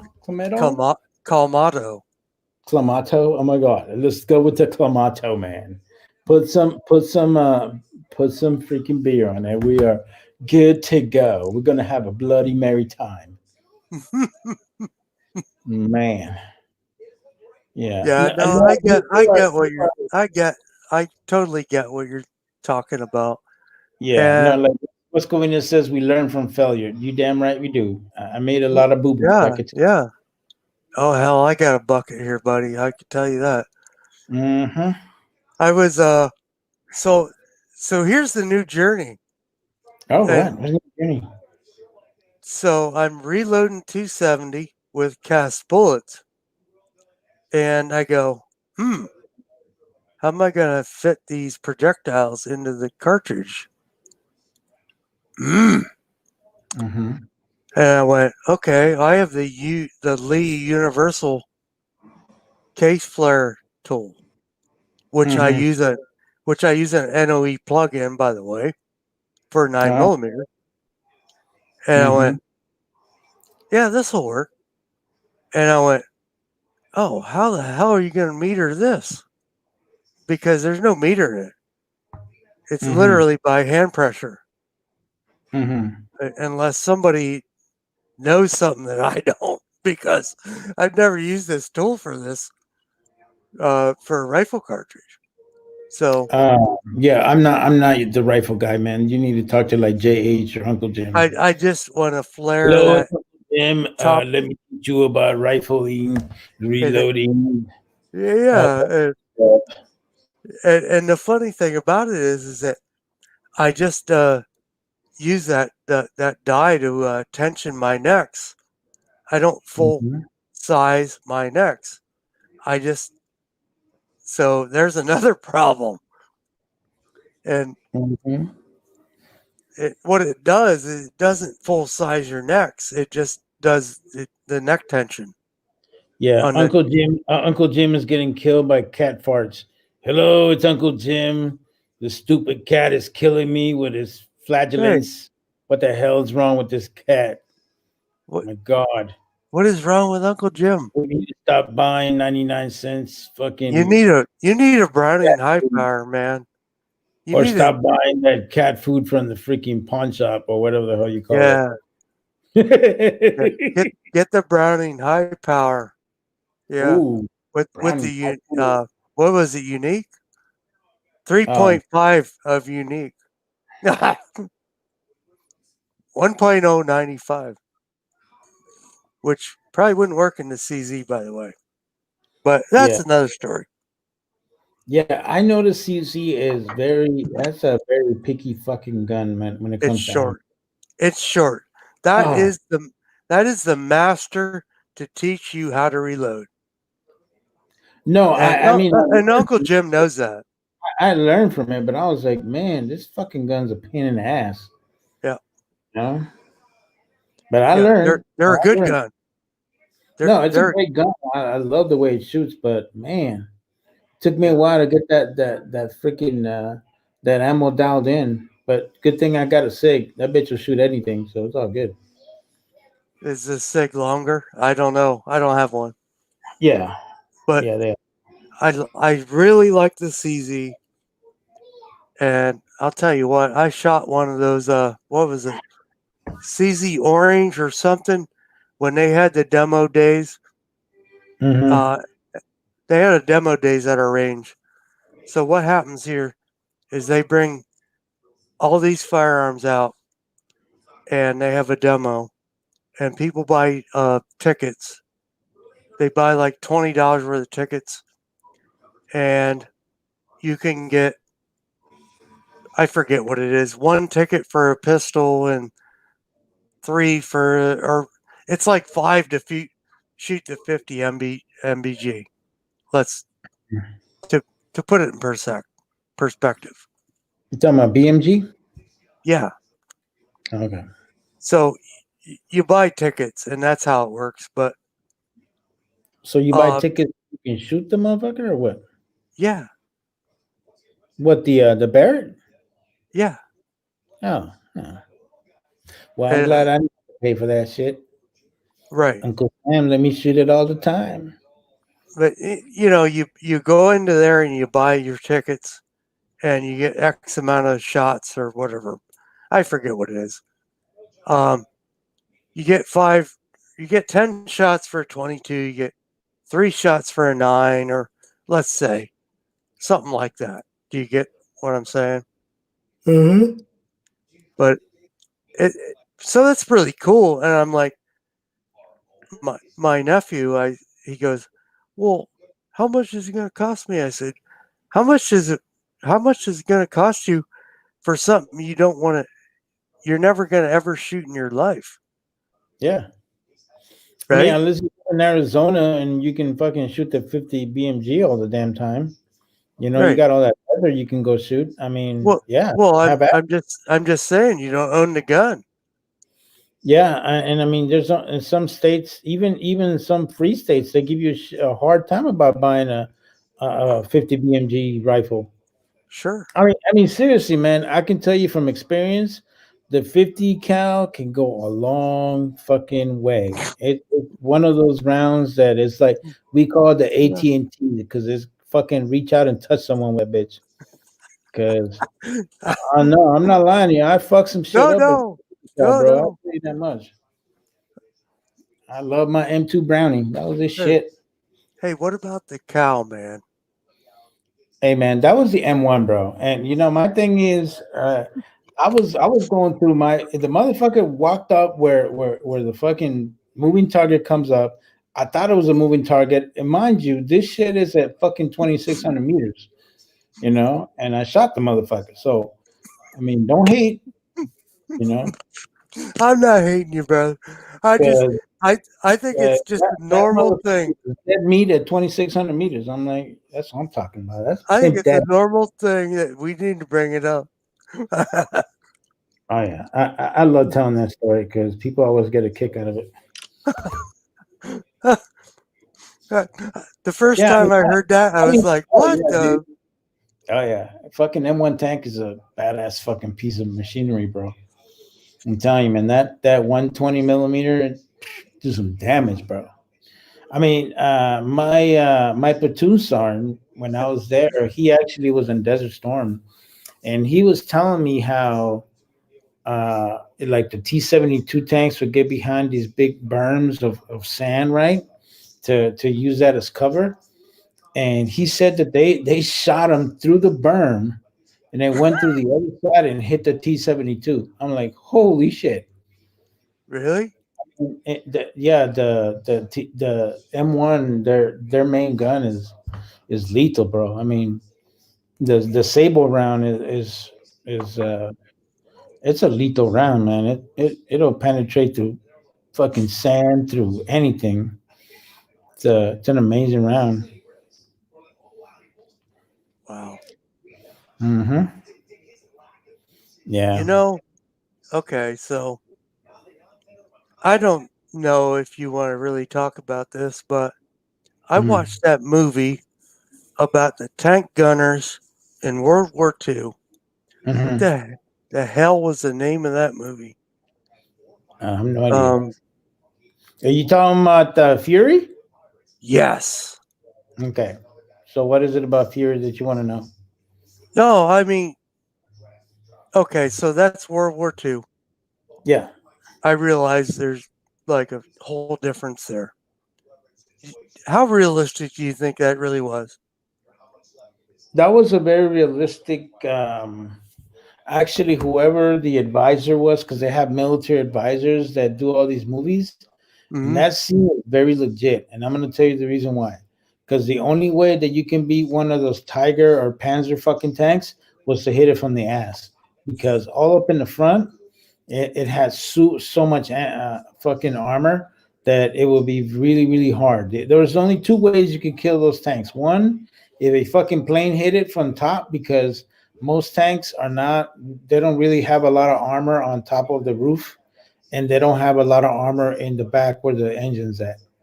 So that is a very legit scene. I was very impressed by it, to be honest with you, because it really captured the shit that a lot of the Sherman tankers had to deal with.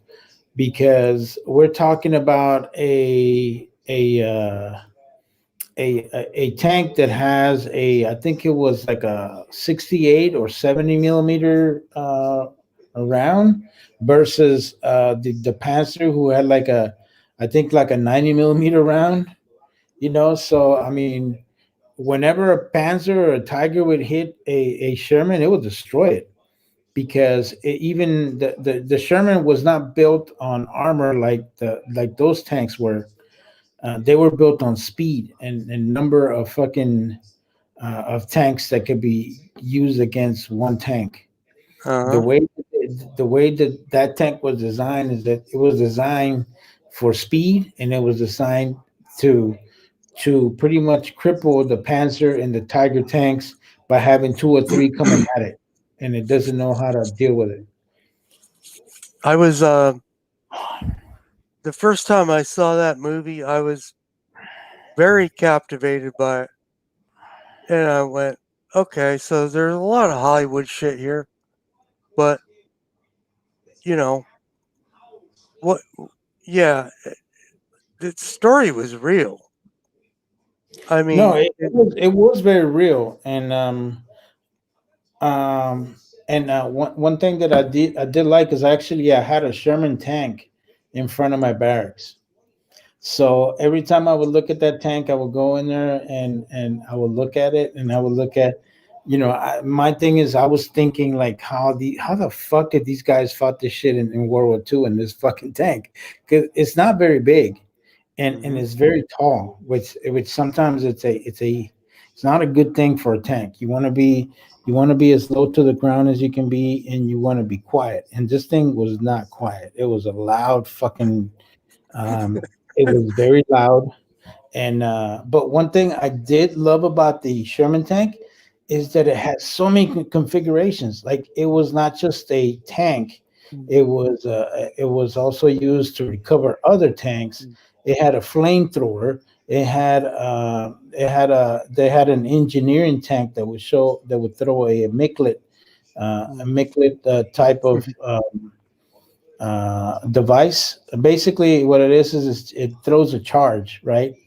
And when you detonate the charge, it creates a pathway. Like if you're running in front and there's a bunch of landmines, so in order for you to pass that area that has the landmines, um, you would you use one of those charges to create a pathway, and then you can get the rest of the tanks through. I mean, the Sherman was an amazing tank, dude. I mean, to be honest with you, I think it was still being used like in the 80s by other countries. You know, Oh, I don't it doubt that at all. really, yeah, it was a really good tank. It was Yeah. really well designed. You know, Mm. so yeah. Okay, No. so what is E Bacon Oh. asking? Uh I'm oh. not on the question. Uh oh. Hello, it's Uncle Jim. Hello, it's Uncle Jim. Hello, it's Mario, or whatever my name is this week. Hello. Sorry, guys. Hang on here. I'm trying to figure out the pecking order.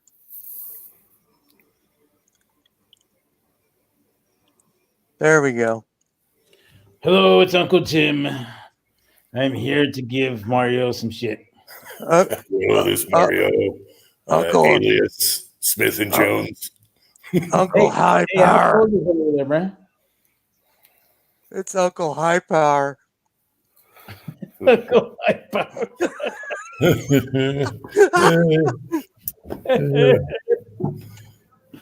Haven't shot that in a long time, but boy, I've missed it. I'll tell you what, the High Power is nice. I've never shot one. I love that. I love that gun, man. If I could buy one, I will buy one in a heartbeat.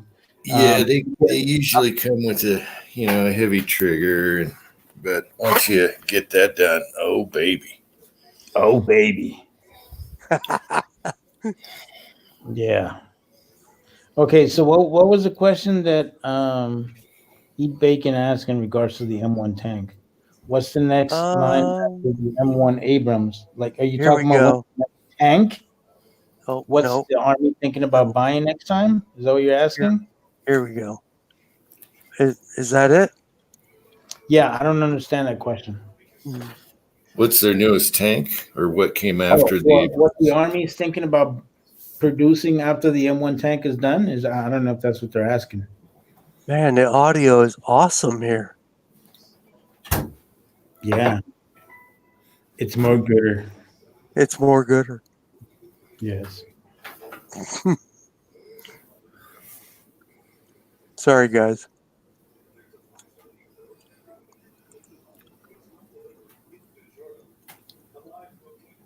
I say they go to side by sides, dune buggies, and just strap something on it. Be Yes, fast. Idaho, you are so right. I've been wanting one of those for a long time. Mhm. Oh, best tanks in the world? Well, to be honest with you, I mean, I mean, every major superpower has a really good tank, with the exception of the fucking Chinese. They got a shitty fucking tank. They Made do. in China. Made in China. Yeah.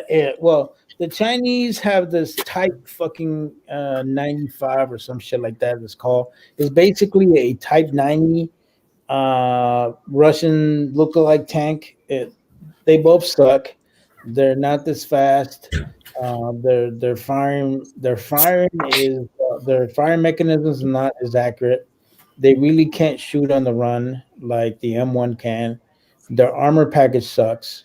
They still use an automatic loader, meaning that they use a machine to load the round into the uh, into the chamber of the breech of the tank, whereas the army still believes in having somebody load that Mhm. individually. Um, Mhm. so I would Mhm. tell you that the Chinese and the Mhm. Russians, I'm not really impressed with their tanks. Although a lot of people, especially all these defense fucking geeks, think that the Type 90 is like the best tank in the world. Well, I would tell them no, not even close. What the only there's two tanks that really are about as good as an M1. M1 is the Leclerc, the French Leclerc is a badass tank. It's high tech. It's very fast. Um, it has a mhm. lot of the same features as the M1 does. But I think where we might have an edge compared to them Mhm. is that we have better communication systems than they do. Um, and and I really feel that our tankers are probably more. They have a bit more experience compared to the French. The French don't have a tendency of going training like we do. And then the second tank to me would be the Leopard 2, which is a German tank. The German tank uses um, the same barrel as the M1. It's a smoothbore cannon. Mhm. Um, One thing that I think the Leopard uh, lacks is it lacks power on the engine. And yes, our tank uses a smoothbore cannon, and it's what it does is actually makes your rounds Mhm. go a lot. It gives you Mhm. a true Mhm. uh, shot, especially at long distances. So I would say the Mhm. Leopard 2 and uh, the German tanks and the French tanks would definitely be my top number one and two against the M1. And the fourth one would be the Israeli Merkaba.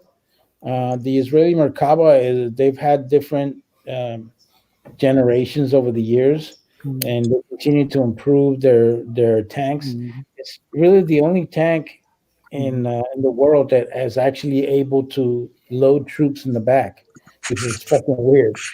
Uh, and So hmm? Mario, does the leopard, does it the paint flake off of it? No, it does not. But the Leopard is a badass fucking gun. I mean, Oh, it's a badass. leopard. I thought you said leper. Okay, sorry. Oh yeah. I'm sorry. Never mind. Hey, Bad, bad. Nobody there's gets it. there's Duck U. I bet you West Covina got that joke, but maybe not. Hey, duck you. Hmm.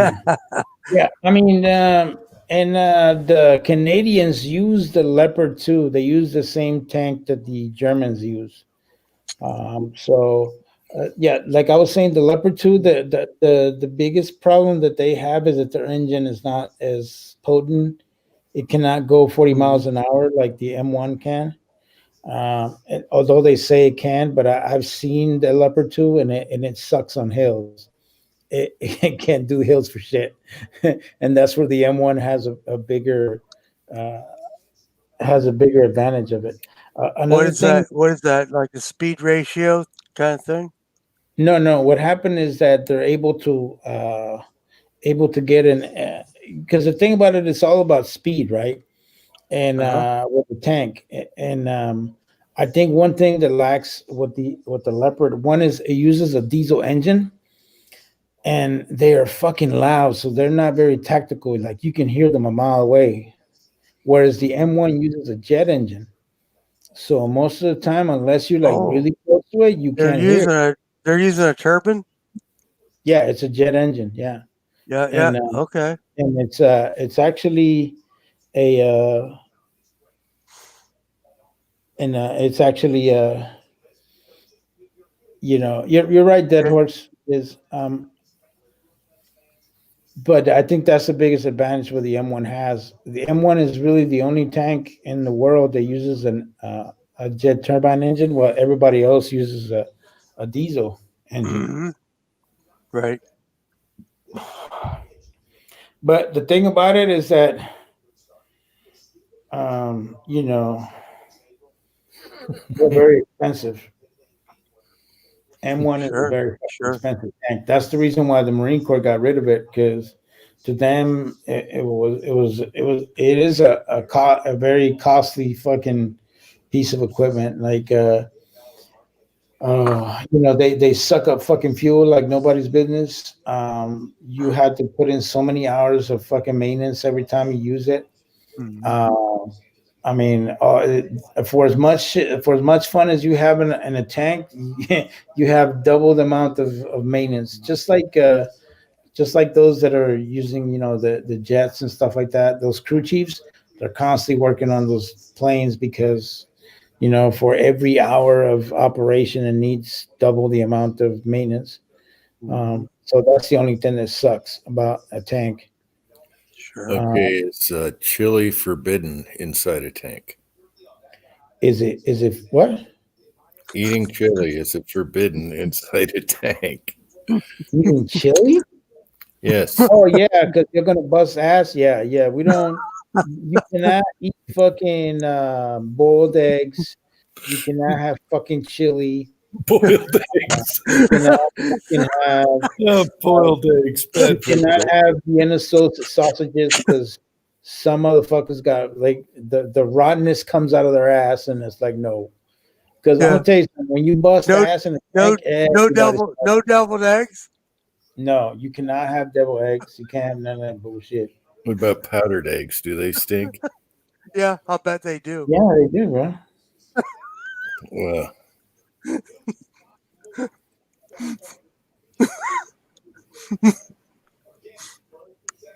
I was just curious. Yeah, I'm sure you were. I mean, I've been in one, never ridden in one, just, one of those, tourist things. Mm-hmm. And it was probably World War II. And it's pretty tight quarters in there. Yeah. Yeah, it is. It is. I remember I remember the recruiter comes up to me and goes like, "Man, you're short and you're stocky. You'd be perfect as a tanker." And I'm like, "What's that?" And then he showed me the video and I was like, "Oh, I wouldn't do that like a dumbass." I'm like, "Oh, you fucking moron." So yeah, I went and did that. But then I started seeing all the fun the infantry had. I'm like, fuck that. I need to go be an infantryman. That looks like more fun. So yeah.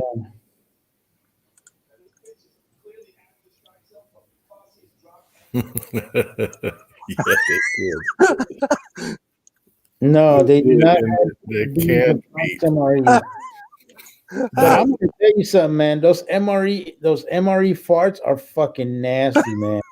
Swear to fucking God, dude. Those things are just fucking horrible. 'Cause I'm gonna tell you something. Whatever that's rotten in your ass, it just comes out with those, dude. You know what I'm saying? And it comes out as a big blob of shit. You know? Okay, right when Mario was saying that, my wife looks over. She's on the couch over on the end, and she turns over to me with the look on her face, like, "What the hell are you guys?" Hello, it's Uncle Jim. Hi, Uncle Jim's wife. She just said, "Boys." Well, sorry. I mean, that's what happens. You put an infantry. That's funny. Yeah, man. Oh, it's funny. Yeah. Yeah, it's I'm telling you, man. And I think the worst thing about MREs is when they plug you up. That's horrible. Yeah, Oh, oh, yeah. I remember I was in the shitter. the MRE saltines. Yeah, I was in the shitter, right? And then I hear somebody else in the shitter next to me, and it's like all I hear is. And I'm like, what the fuck is wrong with you? Who's that? And it was my two sons. It's me. I'm sorry. I'm like, oh, okay. All right. You all right? He's like, yeah. Motherfucker sounded like Little John. Yeah. Oh, yeah. Yeah, that's why I'm telling you that. That's why I don't need MREs no more, man. I'm telling you. And if you do, you better have like a lot of coffee, man. 'Cause you want to make that running.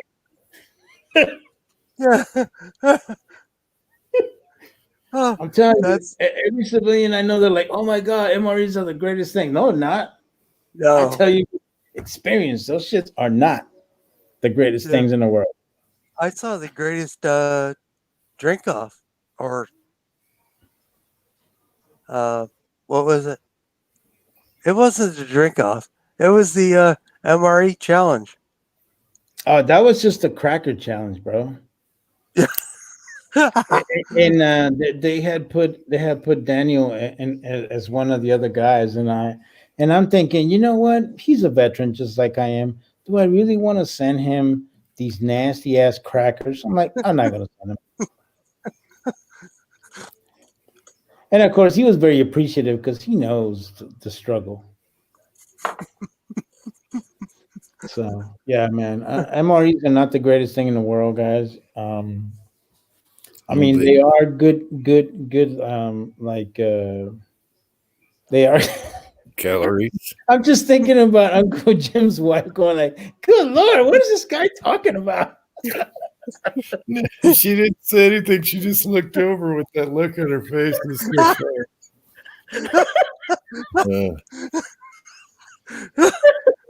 Oh my god, that's hilarious. You should at least put like dried prunes or something in with the MREs so you can be regular. Okay, yeah, you can do that. Try to find some fucking ocean spray and shit, you know? Oh, no. Especially if you're out where it's hot in the desert, you're going to be dehydrated in the first place. Yeah, right? Yeah, grab your spoons. I can tell you that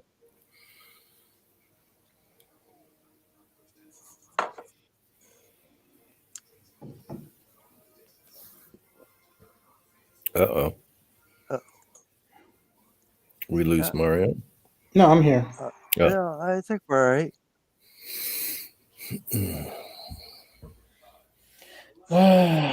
Yeah, see, Idaho knows what's up, man. Now, Idaho, if that was happening and you guys knew about it, you should have all been singing. I can't even do it. A spoonful of sugar makes the medicine go down. All right, maybe you younger guys don't know what that is. Mm-hmm. That was funny. Pat got that. Hey, man. I know Pat got that. Yeah. In the most delightful way. Hey, bro, you don't need to tell him everything, bro. Don't tell him everything. Pat, you got that one, didn't you? Mm-hmm. I can't. The side chat's either slow. I can't even reply. I think these fuckers are falling asleep, man. It is kind of late. 11:10. Mm. Is Idaho home, or is he in a truck somewhere? Or in a stop somewhere? I don't know. Idaho. What is it, Thursday night?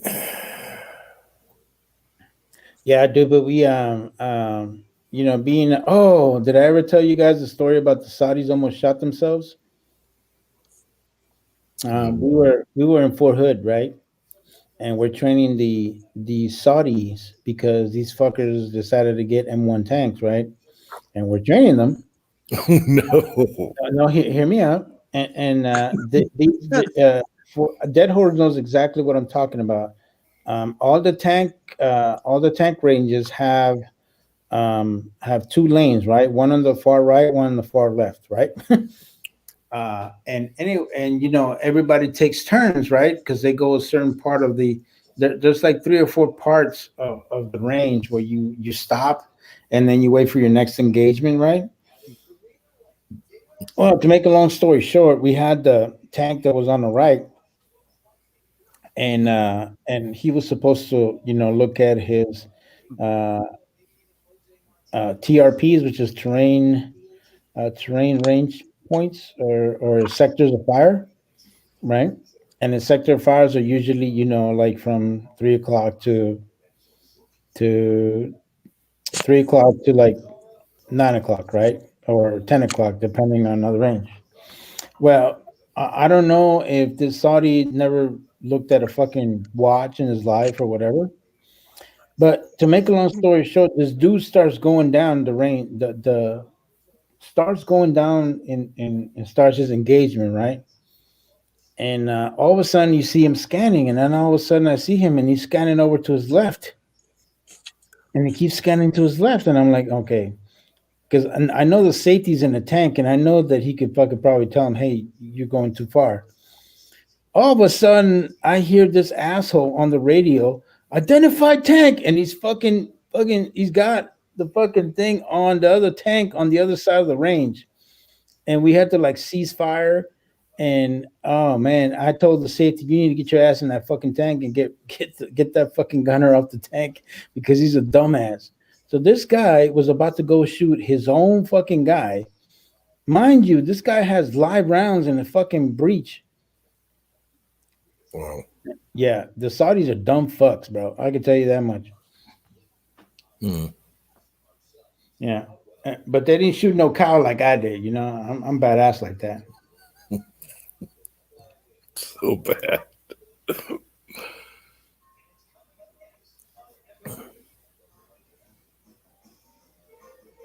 Mm-hmm.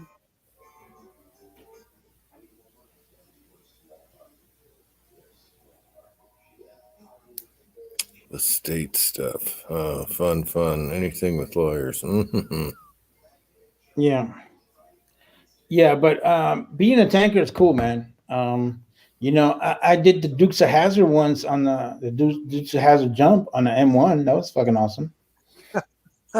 I broke every torsion bar in that fucking track, but it was great. Oh, that must have hurt when you landed. It didn't hurt me because I was in the driver's hole.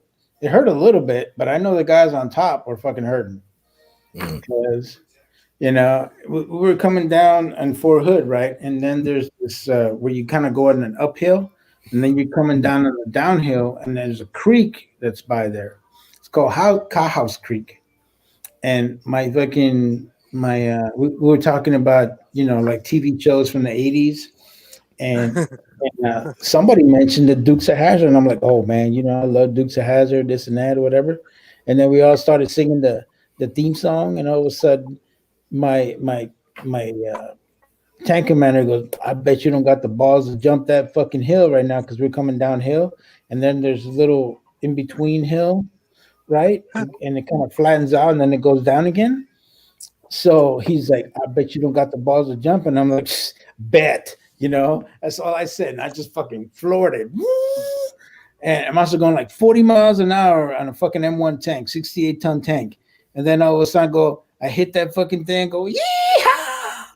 And then all of a sudden I hit that shit and it hurt like a bitch. And yeah, we were there all night fixing that tank, but it was fun. And I'm the only motherfucker in Fort Hood that's ever done the fucking Cowhouse Creek jump. I'm telling you, man, when I left, I was legendary in that fucking unit. By the time I left, man, like nobody could do the shit that I've done. Nobody shot a cow. Nobody done beat on the M1 tank. I'm legendary. I'm a fucking legend, bro. Done a repro on all the springs on the drive train. Yeah, they're not springs, they're torsion bars. So there's a torsion bar that goes across the hull, right? Okay. So yeah. They have tension on them with the arms. So that's how it maintains like it's suspension, right? And on top of it, it's got like the support arms on the side of the turret, and I mean of the hull, and support rollers and all kinds of shit, right? But the main thing that holds everything is those torsion bars. So if you put a lot of force on it, they can break, but it takes a lot. I only had seen one torsion bar ever break when I was there until I jumped that motherfucker. Yeah, Must be pretty thick. It's like a modern day trailer with a torsion bar axle. But Pat. Quote Pat. That's funny. Sorry.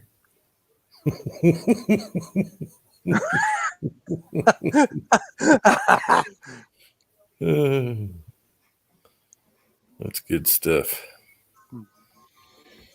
Yeah, man.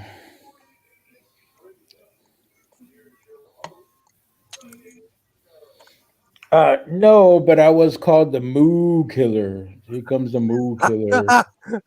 Yeah, that stuck with me for a long time. And then on top of that, I was the biggest prankster that we had in the fucking company. I can't believe that. Seriously, huh? Yeah, I'm telling you. So I was notorious for doing the boom checks, right? Now let me explain to you what the boom check is. So whenever we get a brand new private, because you know they don't know shit, right? And we gotta kind of teach them everything. We bring them over to the fucking motor pool. That's where we have all our tanks and everything, right? And we teach them about making sure on checking the density of the barrel of the cannon, right? So we tell them, okay, man, I need you to get inside the turret. I need you to open the breech, and I want you to yell as loud as you can, boom. But I mean, like fucking loud, dude. And he's like, because I want to be able to hear you on the other side. And he goes, why would I need to do that? Look, man, and then we had like the stupid ass, we makeshift this fucking thing called the density meter. Don't look, we got this density meter, and we're checking for the density of the fucking of the main gun to make sure that it's fucking, within specs and all kinds of shit. We were like fucking selling it, like we were selling fucking crack to fucking babies, kids, right? Anyways, so these fucking kids always bought into it, right? And this last one I had, he was like really dumb fuck as hell. So he gets in the turret, opens the breech, right? And then I get the whole fucking platoon around me, but I tell him, don't be around the fucking barrel and shit, right? Be outside of it. And then the whole platoon gets up there, right? And then I'll be like, all right, private, go ahead and yell boom. Boom! And I'm trying to hold it, man. I'm trying to hold it. I'm like, all right, do it again because we can get a good reading. Boom! He's getting in front of the breach, and I'm like, no, come on, you got to say it louder, man. Come on. And then by this time, I had like half of the company around my tank, right? But I kept telling like, shut up, I want to hear him. And then, all right, come on, private, let's go. Boom! And then all of a sudden, the fucking sergeant major walks by. He's like, what the fuck is going on with you guys? What the fuck are you guys doing? And I'm like, everybody's a parade rest. And then all of a sudden, okay, who instigated this crap? And all these assholes just back off. I'm like, you guys are fucking assholes. They like left me hanging. And then all of a sudden, I got Sergeant Major just chewing my ass the fuck out, man. But I was like, I don't give a shit. That was funny as hell. But then towards the end, after he was chewing my ass, he goes, hey, that was some funny shit, but don't do that shit again. I was like, all right, Sergeant Major. It was okay. Just don't do that again. Yeah.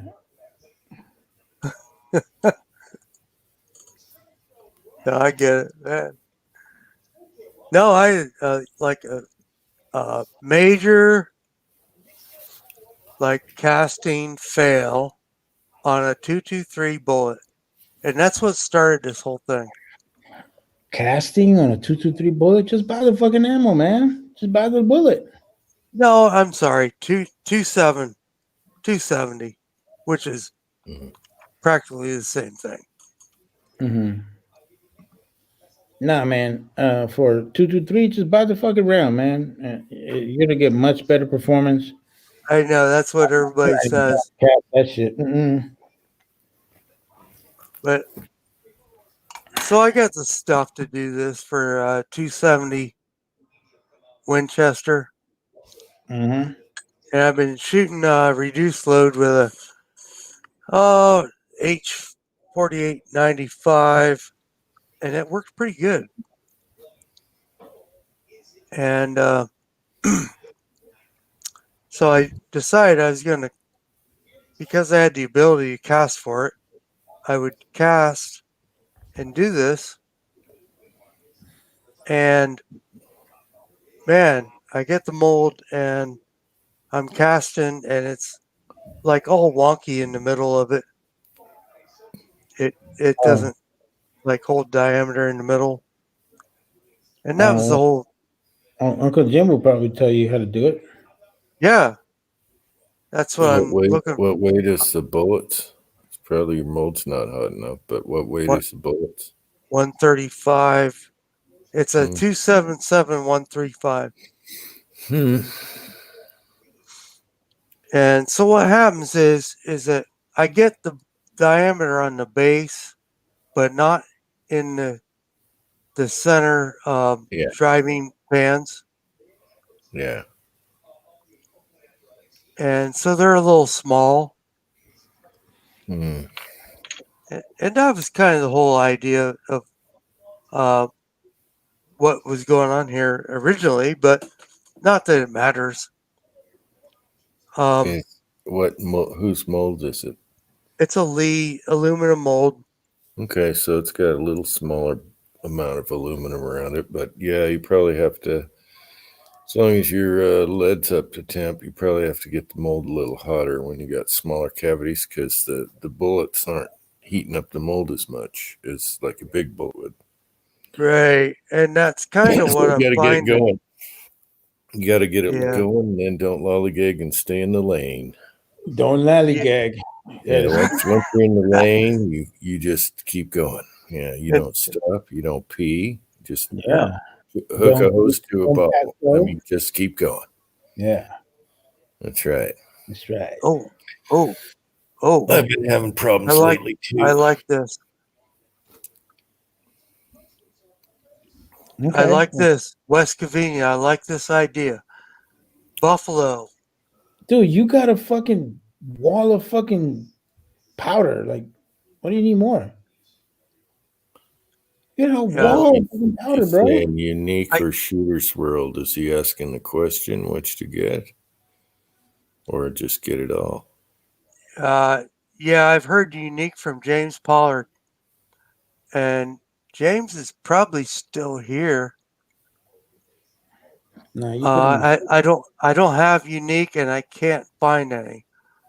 But that Buffalo rifle, I have to be honest with you, I think might be a solution to reduce load for this. And I've been working with that Gordon's reloading tool. Yeah. Mm-hmm. Same as 47. Oh, sorry, Pat.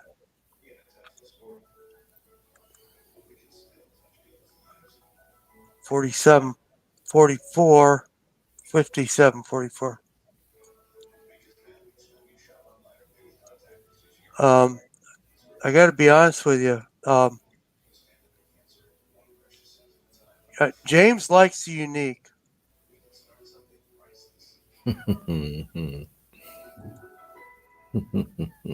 I don't have Unique, and I'm telling you, there's nothing around here. Unique's nice to have around for everything. Yeah. It's one of those everything powders. Or go to Chico, get coupon codes. Yes.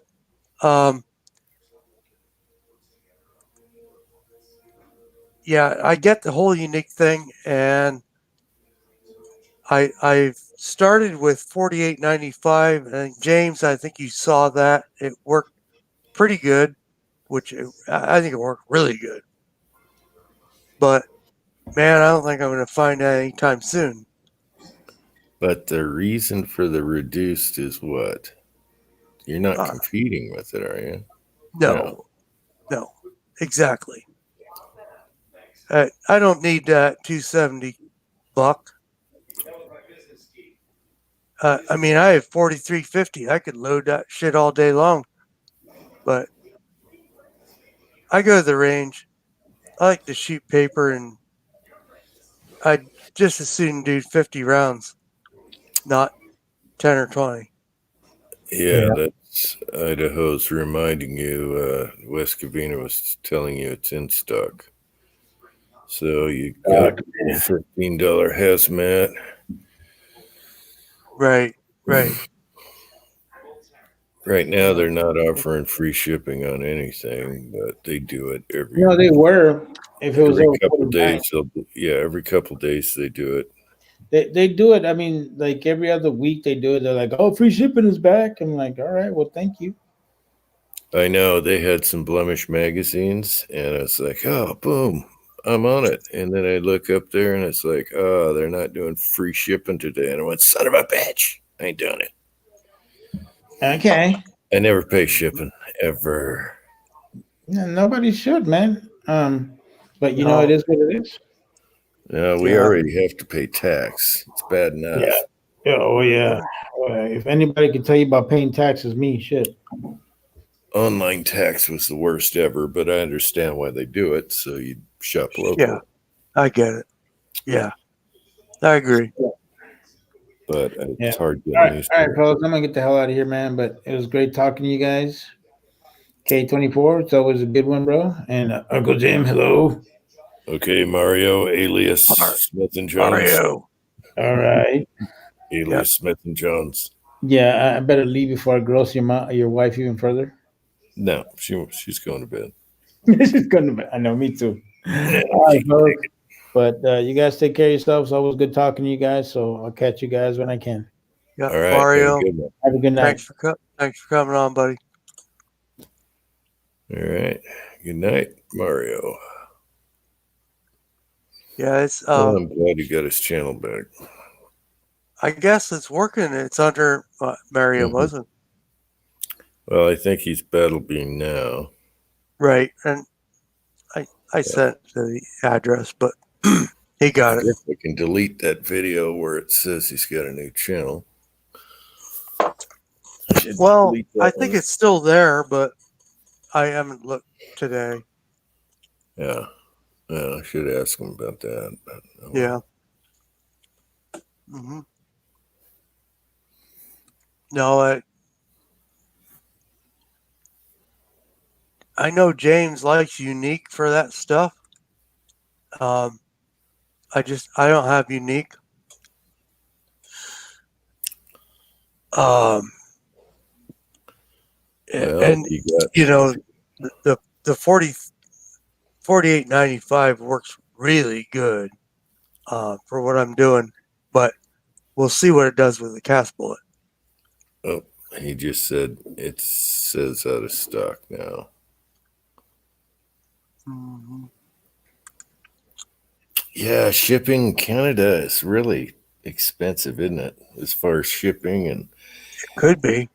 yeah, like my son has buddies in different countries in Canada, and he's like, you wouldn't believe what they have to pay to get like a power tool or something. You know, they can't get locally. It just kills them. I'll bet. Yeah, it's craziness. Mm-hmm. I can't believe what shipping costs. It's like, okay, yeah, it's good, but that's a whole nother story. But yeah, it's like, I'm kind of like looking for this, this load that I'm gonna work up, and my problem is with cast bullets, and there's not a whole lot of data out there, is that they're, because the ogive is way different on a cast bullet, it's like lot bolder, So you're seating them lower. right? And so you're worried about power charge, yeah. Yep, that's what I'm getting at. Mm-hmm.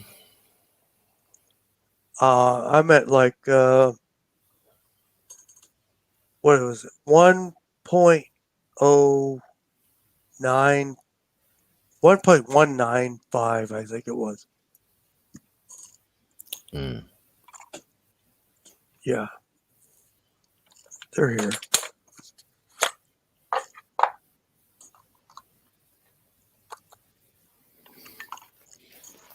And see, I can't find any data for that Lee bullet. Even though Lee has a data book. Yeah, it's like 1 point. Mm. 1.080,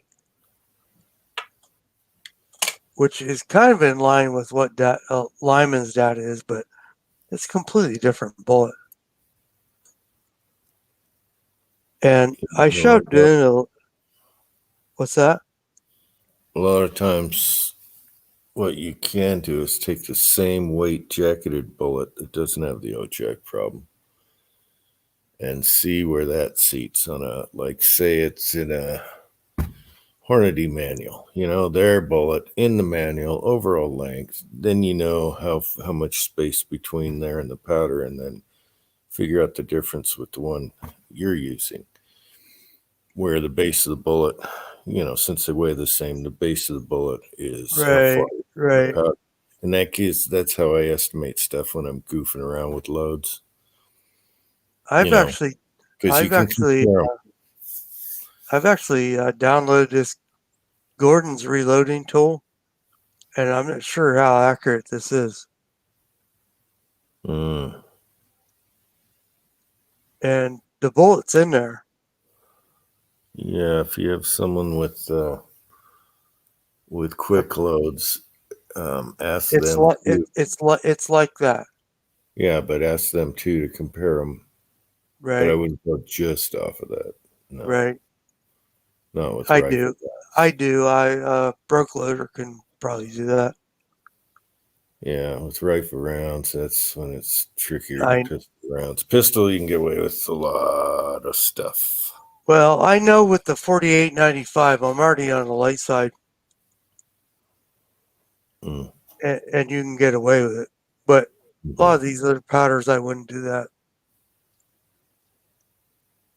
You know what I mean? Something 4895, there's published reduced loads already.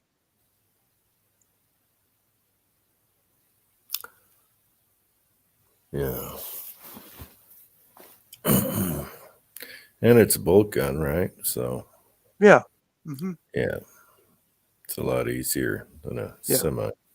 Sure. To worry about. Yeah, I don't have to worry about that. A lot of stuff, yeah. Yeah. Like the pistol thing that we deal with, where I go quasi on a revolver and it won't cycle on a semi. Mm-hmm. I get that a lot. Where, how the hell are you doing that? Well, it's a revolver. Pat just posted a link. Oh. And it says Hooters World. Am I reading it wrong? Oh, on yours it's up above, so it says Shooter's World. Okay. Oh yeah. Yeah, the Buffalo rifle, for sure. Yeah, and the side chat for me at the bottom line looked like it read Hooters World Buffalo Wings. Yeah. Never been in it, so. I've been looking, I've been looking at it, I guess is what I want to say. It looks like it's a little slower than I want, but I think it'll work. How are the powders in your local stores? They've been pretty janky, to be honest with you. Huh. So powder's dwindling too. Yeah, it's getting Hodgson stuff's getting Man, I don't know how to read it. I've got a spreadsheet here where I can cross stuff, Shooter's World and Buffalo Rifle might be sort of like 4227. Does that sound familiar, Pat?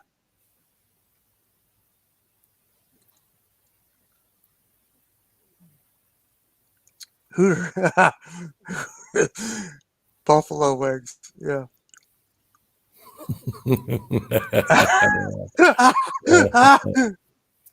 Oh, Yeah. shit. Yeah. Pat. Yeah. Eat Yeah, I don't bacon. know. Yeah. I tell you what, I wouldn't take it for gospel, eat bacon, but I think you can use it to kind of guide yourself. Yeah, there you go. You probably find There's the shortcut.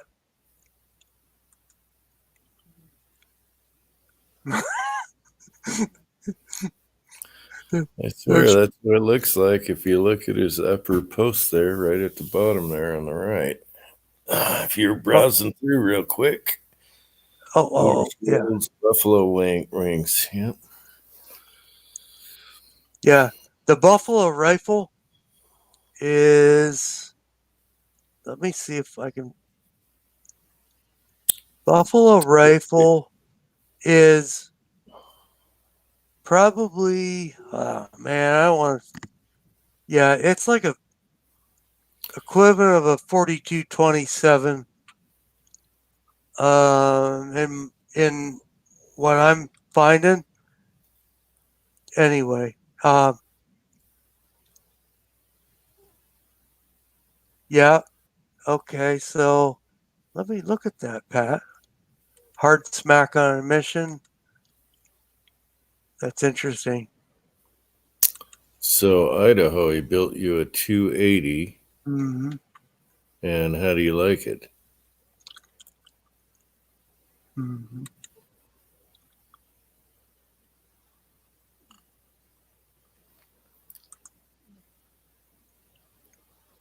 Mm-hmm.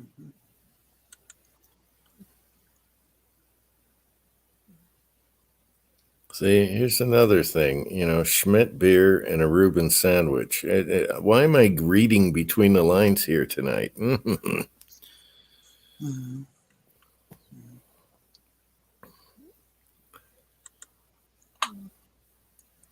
No, Schmidt beer, Reuben sandwich, and I broke my leg and I'm wearing a cast. Okay. Uncle Jim's going insane. Mm-hmm. It's weird. I'm just picking out words tonight. That is weird. So how's the 280 doing? And what did he built it off of? What is the base rifle, Idaho?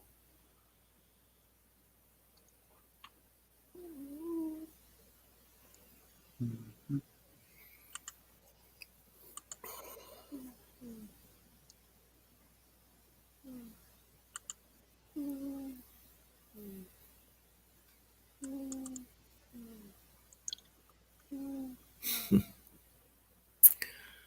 Cat snoring. Yeah. That's funny. I don't know if you can hear it. Yeah, I can hear it. You hear that? That's Minnie.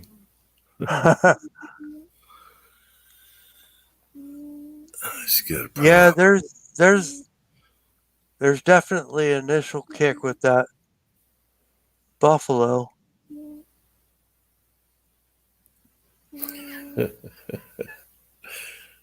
Wow.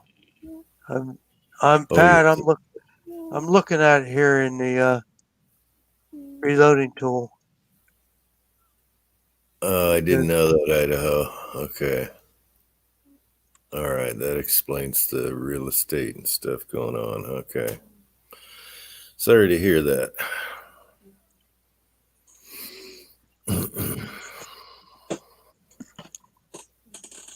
Yeah, I'm just kind of looking at this Shooters World Buffalo.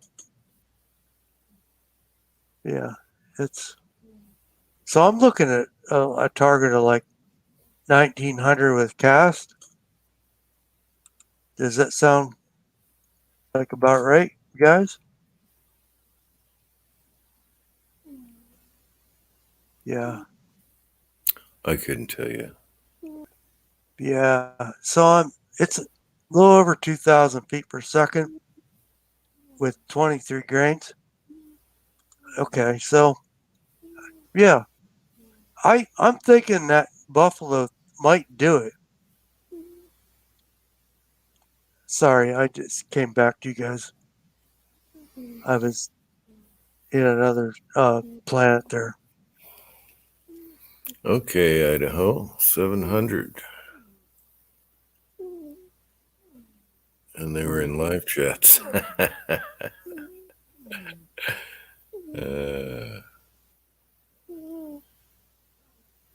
Yeah, he just got his lathe in his shed, and that was a pain.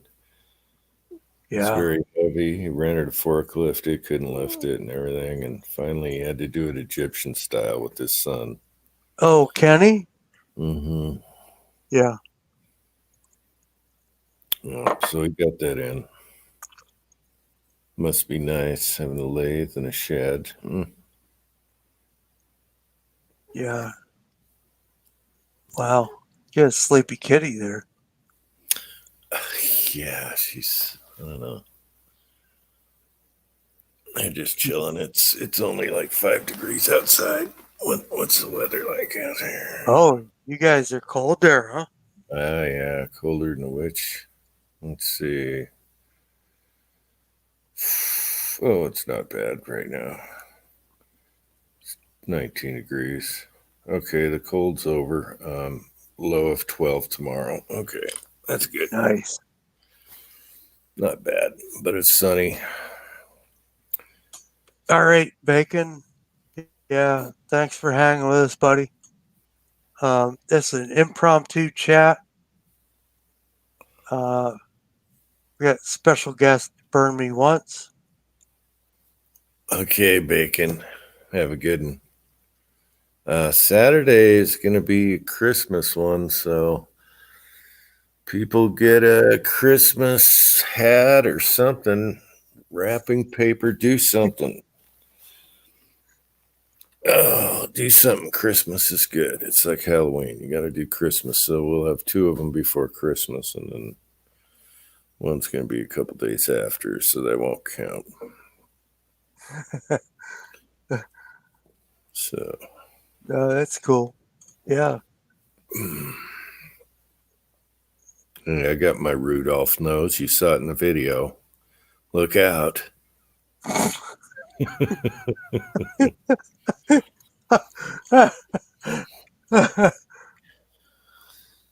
Yeah. Yeah, that's good stuff. Man, I'll tell you what. I'm about out of gas here. Okay. Yeah. Idaho. 11 degrees. Wow.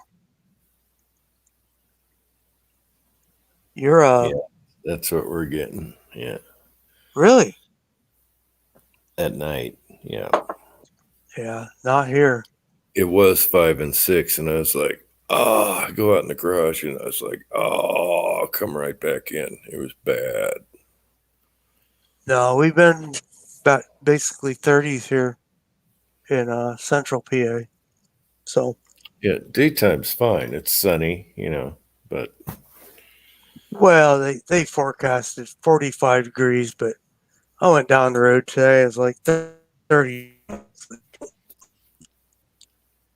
I'm in a valley here. It doesn't get that warm.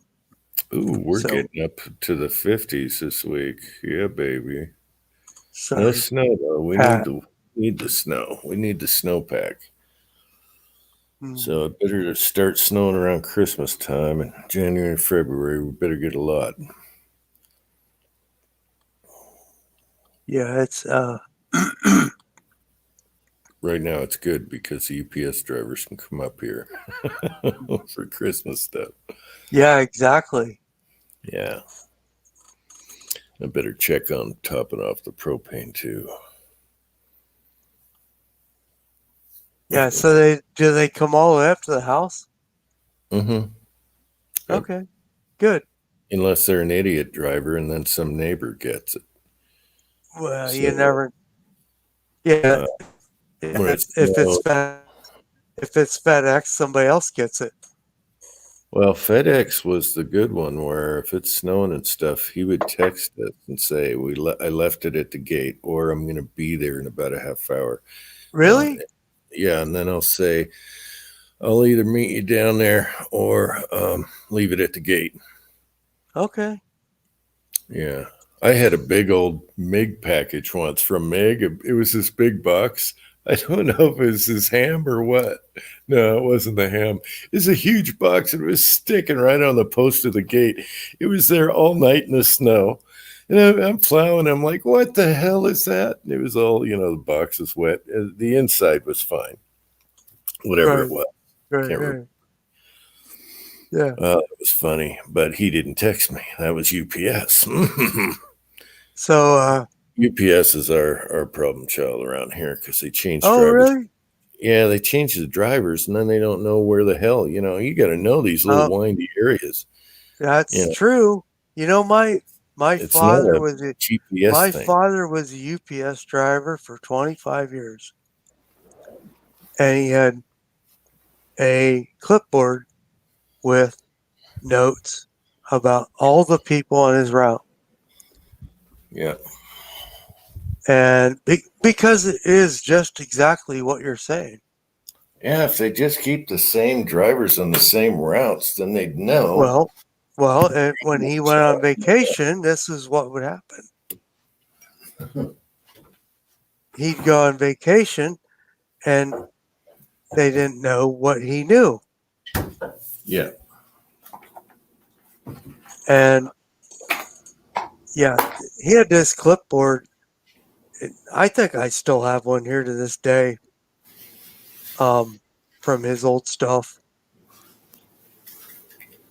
And I look at it and I go, okay, I know what this is. Because I see the addresses. And I go, yeah, I know what this means. But back in the old days, that's how it was. Yeah. It's real easy. Just keep the same drivers. They learn everybody. And they come at the same time and all that stuff. Right. Yeah. Now I don't know when they're coming. Will they text me? Will they leave it? Are they coming up? I don't know. Well, and then you got the whole holiday thing where they switch drivers up. Mm-hmm. I like when they give up and just give it to the post office. Oh, Because then I can go pick it up. is that good for you? Mm-hmm. Yeah, post office is the best for me. I just go down. Oh. And get it. Yeah. The SurePost? Anything that delivers at the post office. So sometimes they'll give up and say, it's snowing or whatever. We can't deliver it. So we'll drop it off at the post office. So Wow. that's awesome. Mm-hmm. Well, that works. Because we can drive in snow. So I'd rather do it that way and just pick up a bunch of packages and know where they are. Yeah.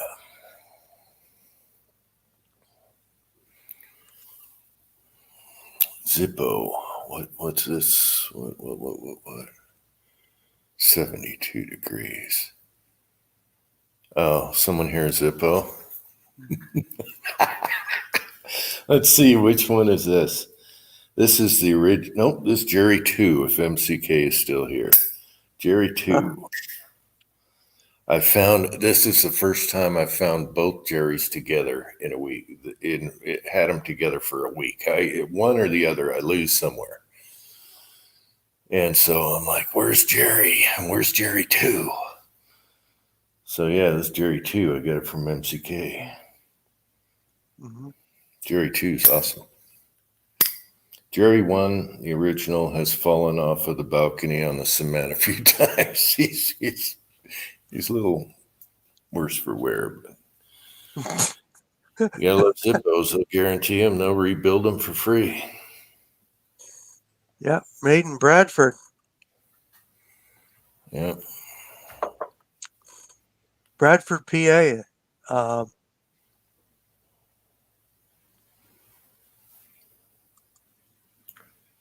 I have a couple of those. Yeah, I like Zippos. That sound, did you know this sound? Let me do it here. Oh, yeah. No, it got slippery on me. There we go. That ting. No, I can't do the ting now. It got slippery. Anyway, the ting, when you open it, if it won't pass inspection if it doesn't have that sound. It won't leave the factory. But it is a Zippo, right? Yep, it's got to be a real Zippo. Yeah. Yeah, because that is the sound.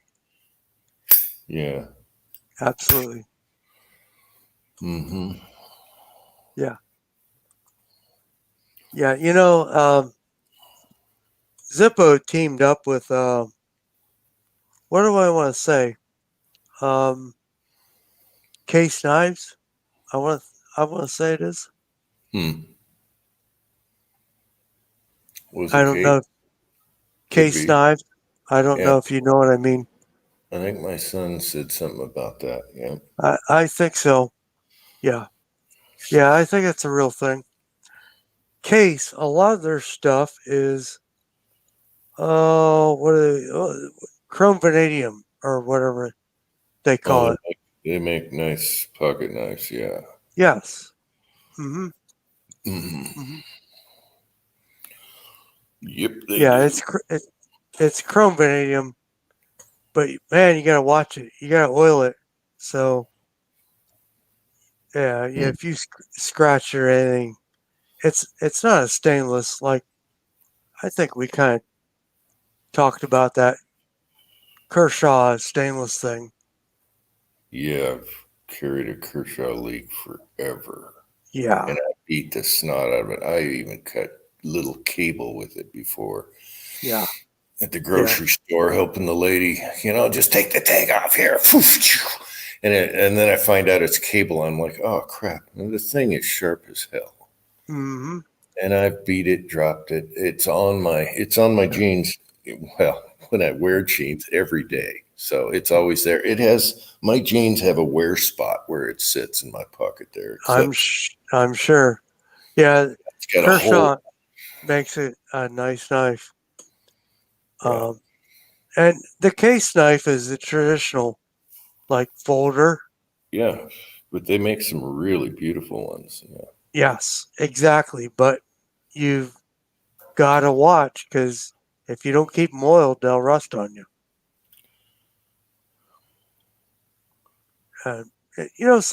Some guys prefer a carbon knife. Mm-hmm. So Yeah, it depends on your climate. yeah, exactly. All that kind of stuff. Yeah, Zippo teamed up with Jack Daniels. What a combo. Oh, did they? At one time. So, yeah, I'm sure there's Jack Daniels. Whenever we're at the thrift store, we look for like cheap Zippos. Right. Mm-hmm. That's funny. My son usually gets them. He has a collection. Yeah. I never considered that. Actually, that's pretty funny.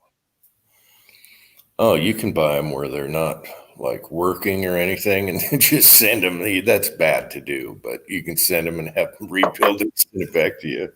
And they probably would. They do it for free. Yep. You're guaranteed for life, or at least they were before Case bought them. So I don't know. Yeah, sure. Exactly. The nice thing about a case is they are a hardened knife. You can tell by the blade how it was hardened. Yeah, I like their vintage ones too. Right. Exactly. All right, man. I think we're gonna blow out of here. All right. Well, thanks for having me on. You need to get Minnie to make you uh, uh, grilled cheese and tomato soup.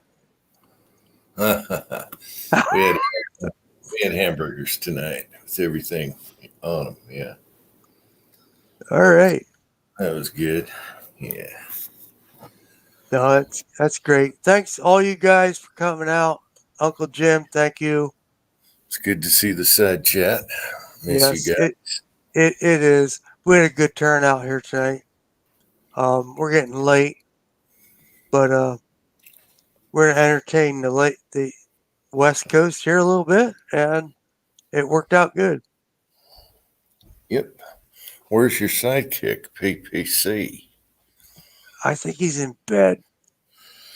Uh, He showed up there a little bit early. I think I probably rung his bell there when I went on. huh. But hey, there's Dead Horse. Thanks for coming in, buddy. MCK. I know MCK's working. But yeah, thanks a lot there, buddy. We're gonna head out there. Uncle Jim, thanks for coming in, buddy. Hey, my pleasure. I'll see you guys next time. Yep. Bye bye. All right. Good night, everyone.